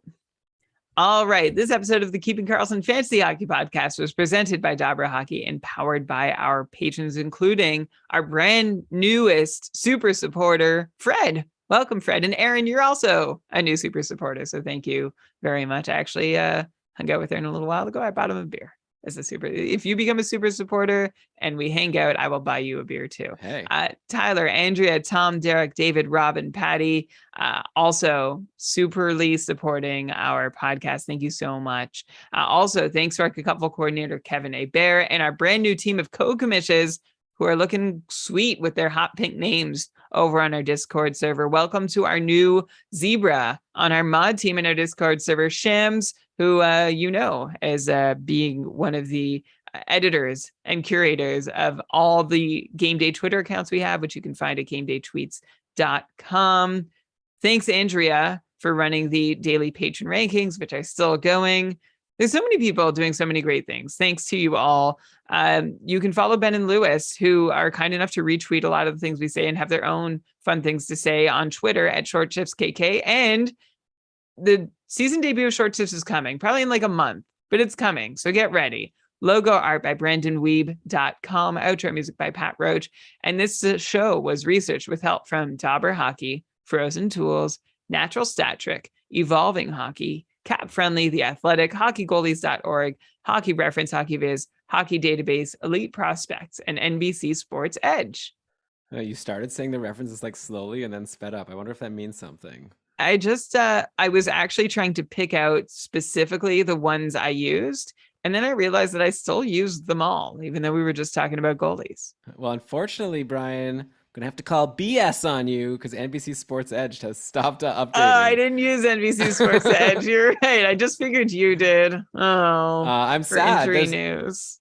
Now I've got CBS Sports player news as like the whatever. I just basically use Shams retweets at Game Day News NHL at this point, but I still like having those player profiles. So if someone has a good replacement for what used to be Roto World and is now NBC, Roto World was the best. It's all the same, right? I just need a site where I could see the news and little write-up. I like those. But anyways, all right. Great job as always, Brian. Hope everyone enjoyed the show. We'll be back at you with more content next week and all throughout September. So make sure you're subscribed on Apple Podcasts or Spotify, wherever you get your shows. You're not going to want to miss any of the good stuff we've got coming to get you prepared to dominate your fantasy leagues. Until then, while you get prepared to dominate, remember to be friendly and do everything you can to make sure that fantasy hockey is for everyone.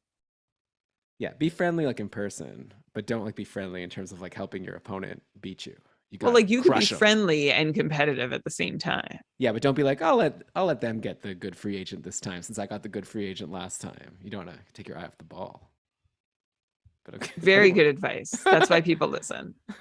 All right, that won't be on the show. That's for the live show people. Thanks so much, sometimes everyone. Like I play tennis and sometimes like if I'm beating, if I'm I brag, I play tennis. It doesn't mean I'm good at it or I play it well.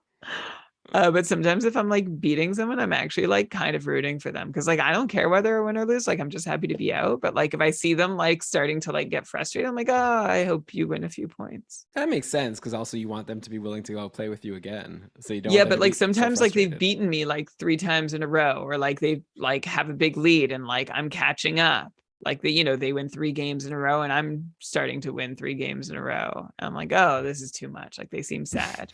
I'd rather they be happy. Okay. Well, I guess that's why you're in tier 4 of Kakafo. All right. Thanks everyone. Thanks, Brian. Have a good night. And we'll get this show out sometime soon. Hopefully tonight. See ya. Good job. Bye. Bye. End stream. Bye.